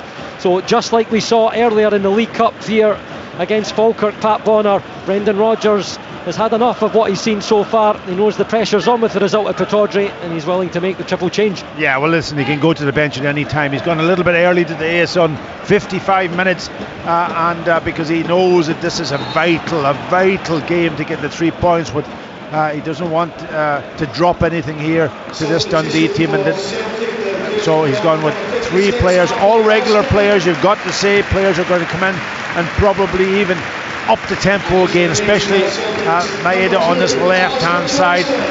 Palmer's gone out, Maeda's on, Tony Ralston's off with Alistair Johnson, and I think the other one in midfield is it Bernardo? I think it's Bernardo that's been replaced by Hatate. Some strength for Brendan Rodgers to cycle onto the pitch for Celtic. And meanwhile, the reaction for Tony Docherty is to have a word with a couple of his coaching staff to see how that will alter their plans for the remainder of the second half. Celtic 0, Dundee 0. Triple change for Celtic as Maeda, Hatate and Johnston come on. Ralston, Bernardo and Palmer going off. Maeda on the ball, forward for Luke McCowan, edge of the penalty there. Taylor for Hatate. Sweeps it across for Arne Engels. Alistair Johnston has scored that superb diving header against Motherwell on Sunday in the 3-0 victory. And just that early sign of the new partnership on the right side between Yang and Johnston, as the pass is all wrong and goes out for the Dundee goal kick. Reminder of the scores in a full Scottish Premiership card this evening. Celtic 0, Dundee 0 here. Dundee United 1, Motherwell 1. Hearts 1-0 ahead against Derek McInnes's Kilmarnock at Tynecastle. As Ross County 0, Hibs 0. St Mirren and St Johnstone stands at 1-1. At half time at Pittodrie, Aberdeen 1, Rangers 0. Jamie McGrath missing a late first half penalty that could have stretched the Dons' lead.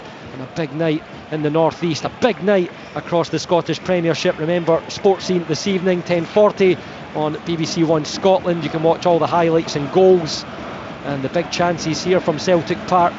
Antonio Portales with one inside the first minute, Kyogo with a couple in the first half, and Palmer and Kyogo linking up with chances in the second half. A couple of superb saves from John McCracken in the Dundee goal.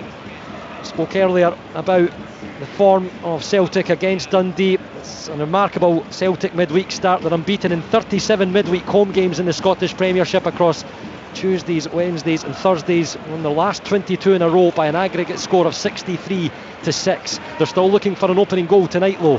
Maeda slips and he clatters into Ingram, who's holding his ankle in some discomfort. The referee blows the whistle. Dundee will have the free kick in their defensive zone, and the referee Ross Hardy just goes to check. The Dundee right back is doing okay, who's put in a strong performance tonight so far, Pat Bonner, but he's got something different to contend with the on the ball and off the ball efforts of Dyson Maeda on that left side of the Celtic attack. Yeah, he has, and that's again, he's been handled Palmer very well, but Maeda's got that real turn of pace and he can go by him. That time he went to go by him, but he slipped and he actually caught him. It's a pure accident, so he's back on his feet, the young right wing back for Dundee. He's playing across the back 5 now on the right side, further ahead of that central 3, and Alistair Johnston will run at that Dundee defence for the time being. with the ball, turns back, finds Engels, switches to the near side for Taylor. Now Maida picks up and immediately looks into the penalty area, hits the byline, crosses, it's dangerous, and it goes past a number of players. There's no takers in green and white hoops for Celtic. Luke McCowan was the man looking to arrive late, but he was just a couple of steps away. Celtic throw, 0-0 it remains. Yeah, but that time it was Maeda getting to the byline. That hasn't been a feature of Celtic's game on this left hand side too much. Yang, cross for Johnson!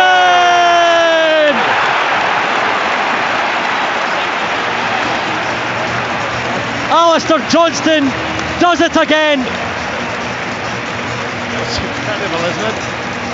An impact substitution from Brendan Rodgers, and another second half goal from the Canadian defender, pushing his way forward.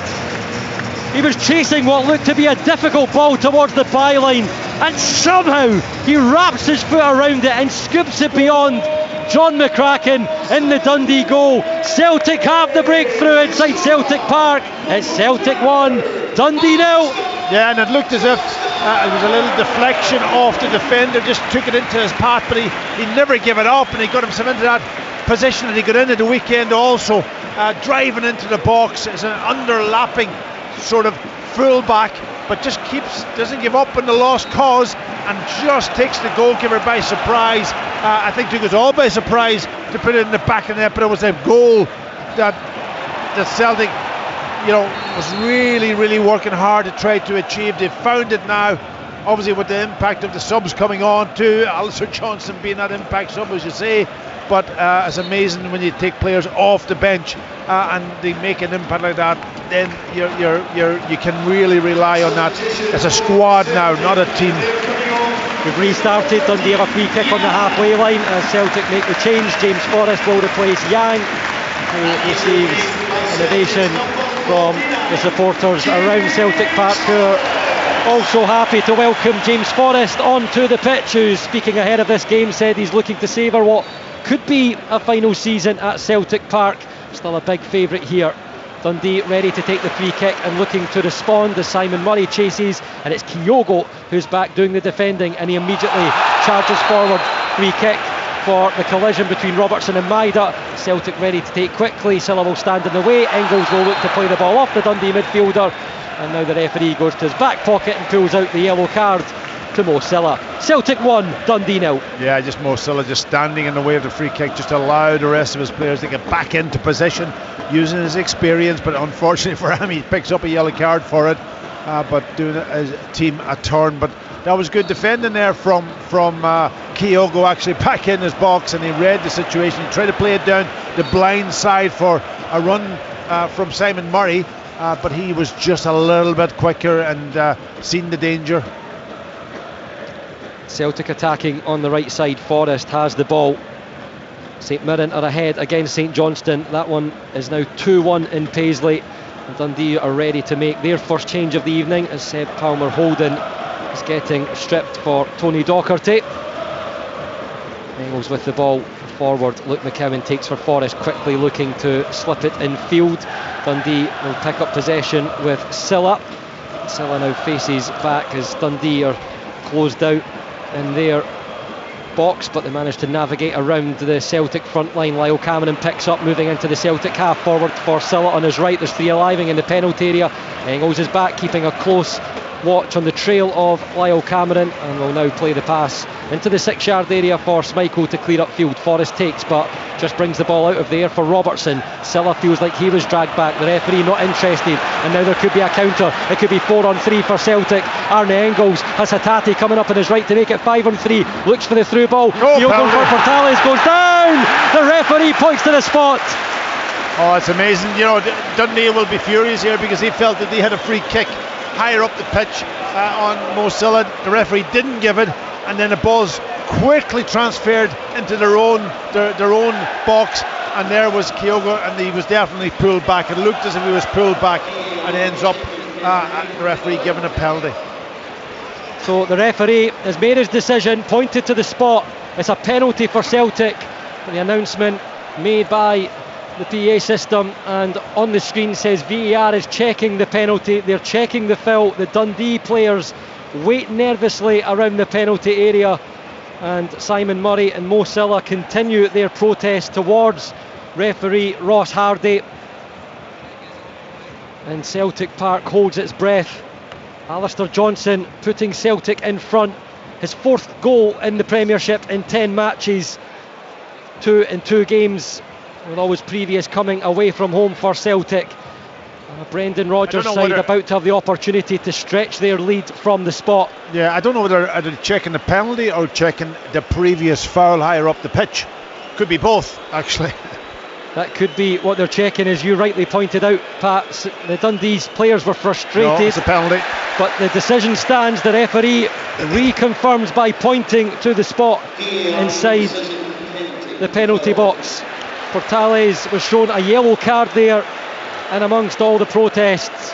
Yeah, I thought he had read the situation quite well. The ball was trying to be played in sort of almost in the blind side of him, but I thought he got a decent touch on it. He didn't have to raise his arm and pull Kyogo back, because I think he had dealt with it and that. But it's a penalty, and it gives Celtic a fantastic chance to take the pressure really off them and go 2-0 up in this game. And it's Arne Engels, the Belgium international, back into the side for his 10th start in all competitions and 5th in the Premiership.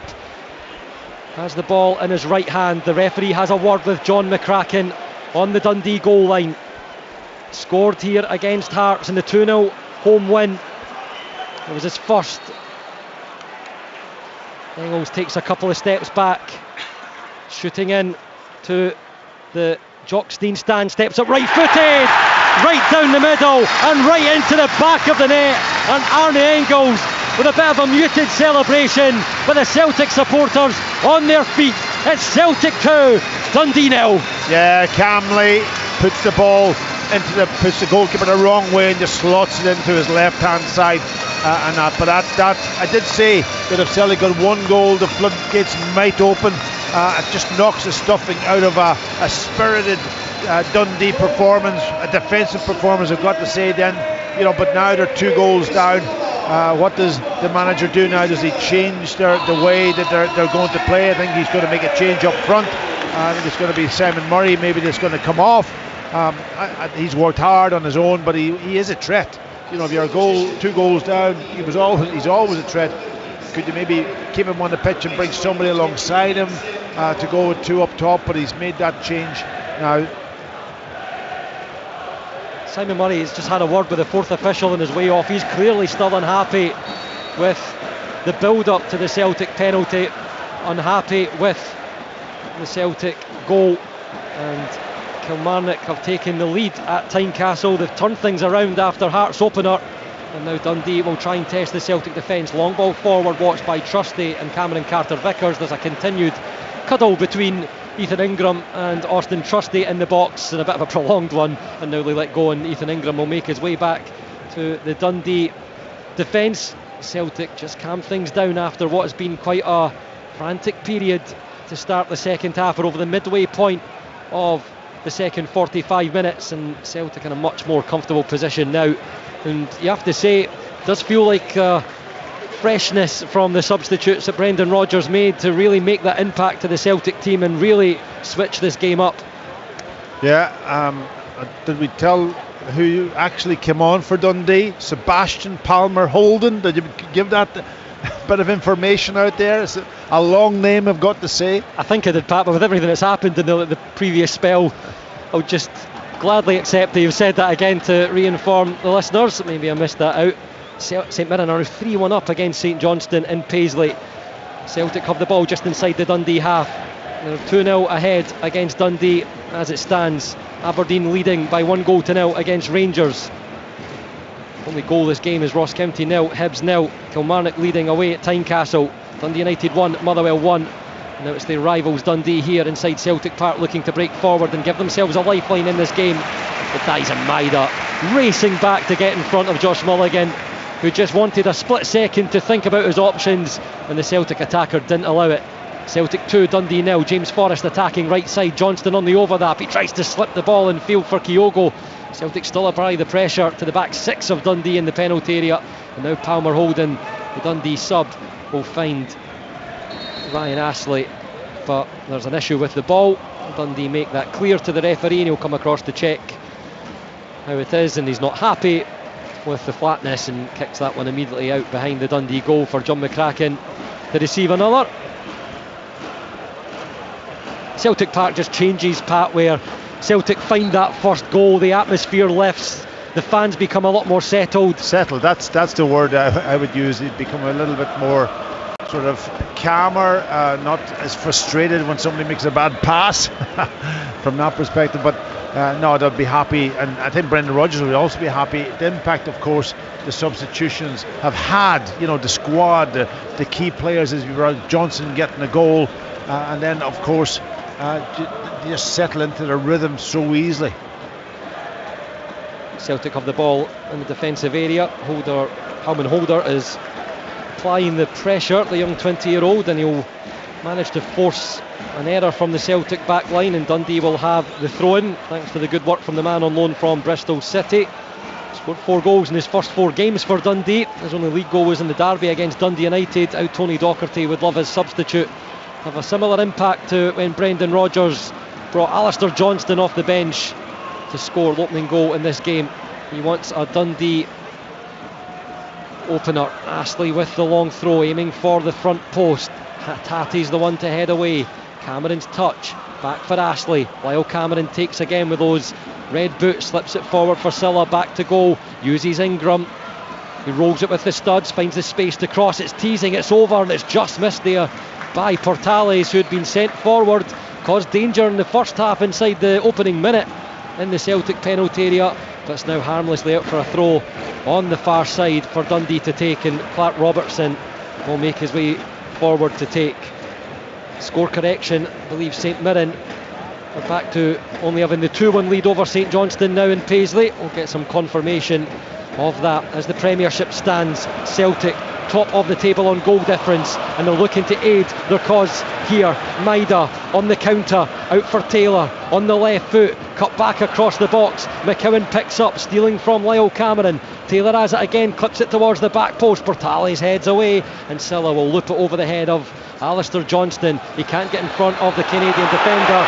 The free kick goes the Dark Blues' direction, much to the frustration of the Celtic supporters. Just to read off the Premiership table as it stands: Celtic top on 28 points with a goal difference of plus 26.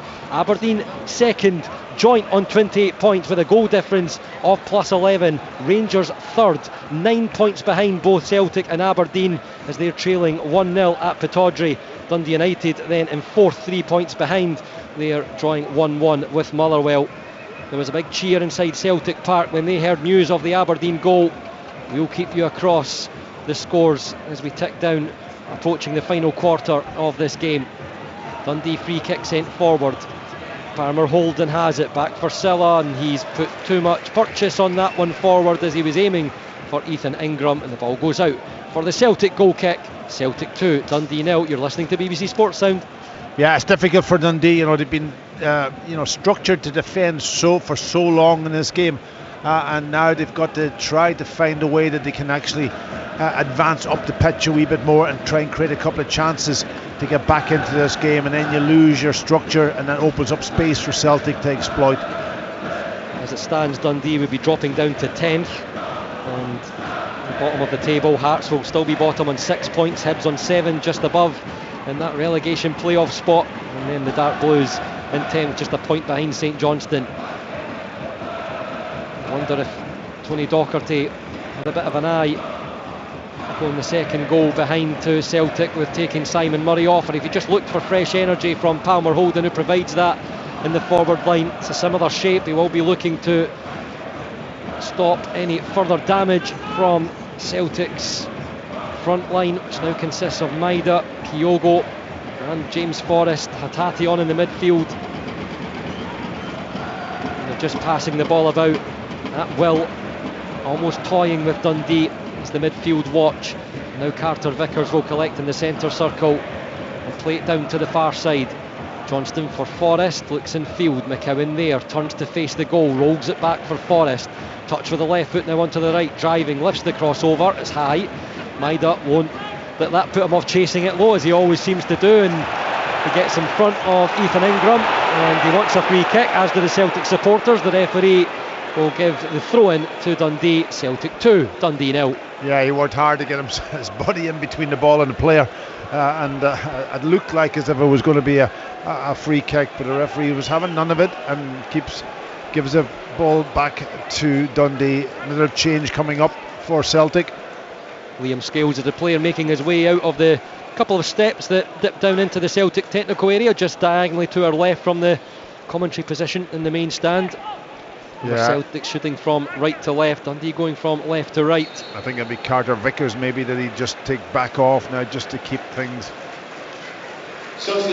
What a call from Pat Bonner as the number 20 is up in red on the fourth official board as Brendan Rodgers cycles the minutes for players in defence. An applause from the Celtic supporters for Cameron Carter Vickers as Liam Scales given a bit of a rest for the first half and the first 30 minutes of the second half, and we'll move back into that left centre back slot. Yeah, absolutely, but he'd be delighted to have Carter Vickers in tonight to get him almost 75 minutes of the 90, which is great for him, as in gets that sort of game time in his legs and that. But Scalesy will, as we always know, will do well, and he comes onto the pitch. He's had a superb season so far. Both teams have their injury concerns for tonight. Celtic with no Kuhn, captain Callum McGregor or Adam Ida in the squad. Dundee missing notable absentees, the captain Joe Shaughnessy, Trevor Carson, who had to drop out for tonight's game, Scott Tiffany too, an attacking presence, and Scott Fraser also unavailable. Celtic with a free kick now in the midfield, which is why you hear the cheer sarcastically in the background towards the match officials, and they just calmly spread the ball around the midfield area inside Dundee's half. Here's Johnston, the opening goal scorer. What a run he's on. Most goals this season, his fourth in the Scottish Premiership coming tonight. And big goals too for Brendan Rodgers' side. Took the captain's armband on Sunday in that trip to Fir Park against Motherwell. A big presence over the time since he arrived at Celtic Park a couple of Januaries ago. Here's Liam Scales, another who's made himself an important part of the Celtic defence. Are Celtic on the hunt for more goals? 2-0 it stands. Trusty forward, Johnston crosses, Portales heads away. Engels, Forrest, back for Johnston. Dundee deep again on the penalty area. Greg Taylor moves into the midfield to collect. Scales with another touch, spreads it for Dyson Maida, who's hugging the touchline inside the final third as layoff for Taylor is misplaced, and it means Ryan Astley can take control in defence. Lyle Cameron lobs forward searching for Palmer Holden. Scales composed, calm in his defending. Tony Docherty turns away in the technical area in frustration. Johnston, Forrest. Celtic with two in the penalty area, another couple arriving. Forrest has it on the left foot, rolls it for Taylor onto his left foot, and he'll play it back across to the far side. Engels goes for goal.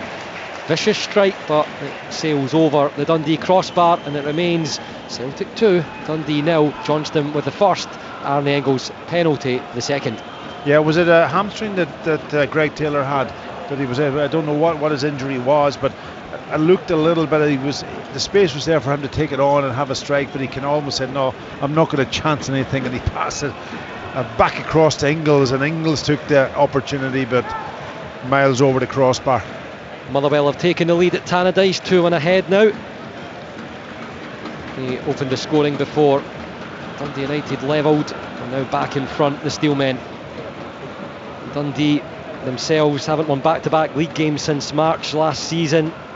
We would have seen that happen on Saturday. They thought it was an opportunity against St Johnstone at home after a win at Fir Park, but they couldn't take advantage. Can they take advantage here though? Silla 3-on-3 for Dundee, breaking forward onto the right foot. It's stopped by Austin Trusty. Some strong defending on Palmer Holden, the Dundee substitute, and applause from the Celtic fans. And now Engels wins the battle of strength in the midfield, but misplaces the pass in search of Kyogo. Lyle Cameron drops the shoulder, tries to take away from Rio Hatate, but the midfielder sticks with him, and that's a misplaced pass from Astley, but Maida can't skip past Finn Robertson in the Dundee midfield. He finds the space for Larkesh out on the left side. The on loan QPR man breaking towards the penalty box. He's away from Luke McCowan, but he will not get past Alistair Johnston. And it's back now for some assistance. The cross is high from Robertson towards Cameron, hits it first time. Scales heads away in the 6-yard area. Cameron turns back. It's now Ingram, rides the challenge from Hatate, finds Cameron again. Good spell this for Dundee. Across, defended by Johnston, who wants a free kick. There's eyes towards the referee, but play continues. Lyle Cameron with collect on the touchline. And now a pause brought to play as the referee will check on Alistair Johnston in the Celtic 6-yard area, and there appears to have been an equaliser at Pittodrie. Rangers have it, and it will stand at Aberdeen 1, Rangers 1, and that will mean if the score stays the same, Celtic will go clear on points at the top of the Scottish Premiership table. Celtic 2, Dundee 0. Yeah, I think there'll be a lot to play in that game yet. They're 15 minutes behind us here at Celtic Park, so there's a lot to play for up at Pittodrie, but Celtic just doing their own business here, which is the most important for them. Dundee will be disappointed that they just kind of lost their concentration and maybe Celtic just upped the tempo a little bit during that sort of almost 5-10 minute spell that they got their 2 goals. Alistair Johnston just sort of he had to get in there, he had to really dive and get in and head that ball, and he's taken a knock, but he's back on his feet and he'll be okay. But it was good defending from him. Baz Rami, the goal scorer for Rangers against Aberdeen, levelling from Devlin's earlier goal. Mazwanise has the second, I believe, in the game at Tannadice between Dundee United and Motherwell. Dundee United 1, Motherwell 2. And Alistair Johnston's just been taken off by the medical team around the back of the Celtic goal, and he'll head to the side, and Tony Docherty's now looking to make a change with the young on loan man coming on from Leicester City, Sammy Braybook, one that Brendan Rodgers is well aware of, described him as an outstanding player and had him train with the Leicester first team. Ball back in play for Dundee to try and attack the Celtic penalty box. Cameron attempts the cross, it's blocked by Arne Engels. Astley has the throw in front of his manager. Alistair Johnston returns to the field of play. Remember, in the other scores in the Premiership, Hearts 1, Kilmarnock 2. Forest opened the scoring. Kennedy and Vassell getting the turnaround on track for Kilmarnock. It's Ross County 0, Hibs 0, St Mirren 2, St Johnstone 1. Kimpioka scored for St Johnstone. Tanser and O'Hara replying for St Mirren to turn that one around. Celtic have a free kick in the defensive zone. Alistair Johnston will just throw the ball down. Yes, almost feels like the sting has been taken out of the game a little bit since the Celtic penalty pass. Well, I think it's been taken out of Celtic's game, to be honest. I think Dundee's working hard, still trying to maybe find that big opportunity, but Celtic get a bit sloppy. They give the ball away on a few occasions across midfield and allow Dundee to break on them, and they haven't been able to regain their rhythm. One of the things that Brendan Rodgers always seems to talk about in recent weeks, and he's emphasised it again before this one, is the word squad, Pat, and he certainly used it just like he did on Sunday at Fir Park. Yeah, well, listen, when I think the squad, even the 5 subs, I think it suits the big teams, to be perfectly honest, no matter what league you're in, because you're taking quality off the bench, and if that quality then is fresh, the impact is probably instant. Here's Forrest, one of those bench players for Celtic tonight, hits the byline, loops across over towards Kyogo. It was dropping towards his head. Astley turns it behind for a Celtic corner. And maybe now Dundee will look at that change. Braybrooks had to be patient in between the two technical areas, and with it being a corner for Celtic to take, Tony Docherty will opt against making the change at the moment. Arne Engels moves across to that corner between the main stand and the Jock Stein area, towards the Celtic supporters who reciprocate after the penalty strike to give Celtic their second goal of the evening. Corner will be taken right footed. There's a chain of Maida and Kyogo either side of Trusty. They now break away. Another ball on the pitch, so that will be cleared away before the corner can be taken, and it means Engels will want to reset, and the referee will also cause a little bit of a break with a conversation between the huddle that broke away on the penalty spot and got into a tango even though the corner wasn't taken. It was set up like a scrum, one holding one player and everybody else then bent down in behind him. It's low and it doesn't beat the first man. And it's Ryan Astley. And Celtic will have another corner to take. Yeah, it was poor delivery that time. Nobody getting across the front post. It was easy. Should have cleared it better though. Give away another corner. Just over 5 minutes to play. Can Celtic put a seal on a victory tonight, or will Dundee give them a late scare the night before Halloween? Engels ready and places the ball on the spot for the corner again. Scales is now involved in that scrum, as Pat described, around the penalty spot. There's arms flying everywhere. Now the corner taken towards Maida, and immediately, no surprise, as so often happens after that kind of delay in the referee in the conversation, collapsed. The scrum collapsed, and it's a free kick to Dundee. Celtic looking for their 10th league game this season without defeat, and such a strong position as Lyle Cameron's number is up on the board, and he'll be replaced by Braybrook, who's had to wait for his introduction. He's got the nicknames that include Modric because of its appearance, and another one being the Leicester Iniesta, which is a bit of a tongue twister. Tell you what, you have to keep up to that level of a player. Some nicknames. Don't even think I've got the one nickname, Pat, never mind two good ones like that. Hatate's down under the challenge from Mo Salah, who offers his apology as the midfielder gets back to his feet. Just under 5 minutes to play inside Celtic Park. Brendan Rodgers' side have the 2-goal lead. No more goals from our last update around the Scottish Premiership. McCowan takes in midfield, forced away by his former club. Another start, second starting berth in the green and white tonight. Tony Docherty said he had no surprise at the way he stepped up to the plate here. Celtic colours. Good honest boy as well, very good to have her in the dressing room. Here's Hatate looking to drive into the final third. His pass is heavy back the way for Taylor, so he'll use Scales to help out. Maida peels away, it's a stretch away from getting on the end of that, and the ball will harmlessly go out for the throw-in down in the bottom left corner inside Celtic Park. Yeah, it's that sloppiness that I talked about it just a couple of moments ago. Passes going loose and not flowing the way that even when the other players were on the pitch, there was a better flow to it. They had the impact when the players came off the bench initially, but now it's just got very scrappy.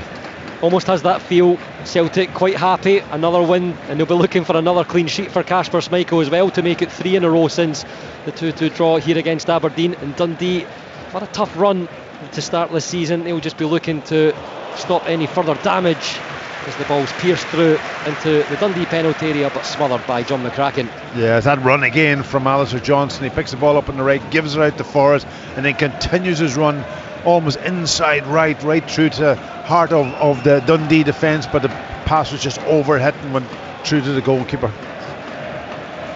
Portales takes the throw from McCracken, the centre of that 3 now as Dundee push the wing backs forward. James Forrest showing alertness to close down Clark Robertson, former Aberdeen and Blackpool defender who joined in the summer after almost a decade in English football. He made the move from Israel back to Scotland. He looks up the line towards Palmer Holden. Break comes off a Celtic player, but Silla can take, and he fires that one forward. It's an opportunity here for Dundee. Could be a 3-on-2. The delivery's heavy, and it'll go all the way across the face of Kasper Schmeichel's goal, and is collected by Ingram on the near side. Opportunity now for Maida to try and dig in to win possession back for Celtic. The last touch off Celtic substitute, and Dundee will have the throw. Yeah, it was a good break by Lakesh down the left hand side, but when he got there, he just got to get his head up and try to pick somebody out. He hits it just with pace. They weren't quite in the box, they were just arriving in the box when he hit the cross. I think he had time to pick somebody out. In the final minute of regulation time, is there a chance for Dundee? Astley with a long throw, loops it towards the front post. The Dundee head there first, it's Robertson. It drops in the penalty box. Hatate spins to clear away. Kyogo gets in body in front of Finlay Robertson. Given away by Hatate. Astley goes down. Dundee free kick. Late pressure here, and probably the best spell of the match for Dundee as they look to get on the score sheet. 2-0 it stays. Yes, absolutely, and they can get their big players up, just put a bit more pressure on the Celtic. I'm just looking to see is there another sub or is going to go to the board for maybe whatever he's going to add on here. But this is a chance for them to put it into a space between Schmeichel and Celtic's defence. Very high line from Celtic. VAR are checking for a possible penalty for handball, and it will be from that long throw into the Celtic penalty area. So are Dundee about to have a better chance than the free kick? Wow. Celtic Park beginning to empty. Some fans watch on, hold their breath to see what's about to happen. Dundee's free kick will just be in front of the centre circle inside the Celtic half. The referee Ross Hardy has the fingers to his right ear, and there'll be 3 additional minutes to be played. The check is over and there will be no penalty, no handball the decision, and Dundee will only have the free kick to take. Celtic 2, Dundee 0. Braybrook to take, right footed, aims for the back of the penalty area. It's headed down by Clark Robertson as he tried to angle it into the penalty area. It goes wide, and news just coming through of another goal at Pittodrie. It's now Aberdeen 2, Rangers 1, just over 15 minutes to play in the northeast. And here is Celtic 2, Dundee 0. And now the news is filtered through. I did say that there was going to be another twist up in Pittodrie, but Aberdeen getting it. Well, Celtic had Shane McCowan to Johnson, looks over Maidalay with a header. Oh, he's got to score. He saw his name in lights in the Celtic spotlights and heads it over the crossbar. He's up too early and he gets underneath it, and it remains Celtic 2, Dundee 0. Yeah, he was just probably a half yard too far be inside the post just to get enough contact on it to knock it down and into the back of the net, and it just comes off the top of his head and over the crossbar. But good play from Celtic down the right hand side to set up the opportunity. I'm not surprised to see that Alistair Johnston has been named the man of the match inside Celtic Park. What an impact his substitution made, and another goal for the Canadian international. His 4th in 10 league games, his first this season at home, and a pull back from Mulligan on his former teammate Luke McCowan there is obvious, and it's a yellow card for the Dundee midfielder and a Celtic free kick. I have to say, Pat, I've not really been part in my short commentary career of an atmosphere like this so early in the season in a midweek card. There's so much at stake in the Premiership at the moment, at the bottom and the top. Big games so early in the season. Yeah, and listen, I'm sure the atmosphere must be intense up in Pittodrie, but what I did say before the game, I love these nights when there's a full card and when there's a bit of a reaction from other results around the country inside the stadium. It just lifts the place, and sparkle in the Scottish Premiership I'm to sure, start the season. I'm sure if Aberdeen was still with, on Celtic's coattails right at the end of the season, they might not be cheering the same way as they're cheering inside when they hear the result. I believe Shayden Morris was the goal scorer for Aberdeen. Celtic have a free kick to take midway point of the Dundee half. There's only 20 seconds of the additional time remaining. Brendan Rodgers' side with the 2-goal lead up against Tony Docherty's Dundee. Remember, Sports Scene tonight, 10:40. You can catch the goals from here, the chances, and all the highlights from across the top flight. Hatate looking to search for a Celtic third. The crossover, it's headed away by Portales. The strike there from McCowan, it's blocked in the 6-yard area. Looking to add to a Celtic goal tally. Pressure still on. Hatate takes left side in front of the Jockstein stand. And now Braybrook will nip in front of a Japanese midfielder, and Dundee won't manage to get an attack with some brilliant positional play from Liam Scales, applauded by the Celtic supporters.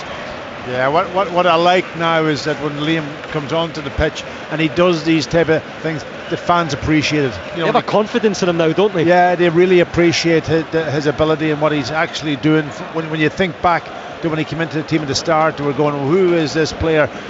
Can we trust him? And he was getting a little bit of stick only because he didn't really know of his qualities, but fair play to him. He was the one that has gone about his business brilliantly and got them on his side.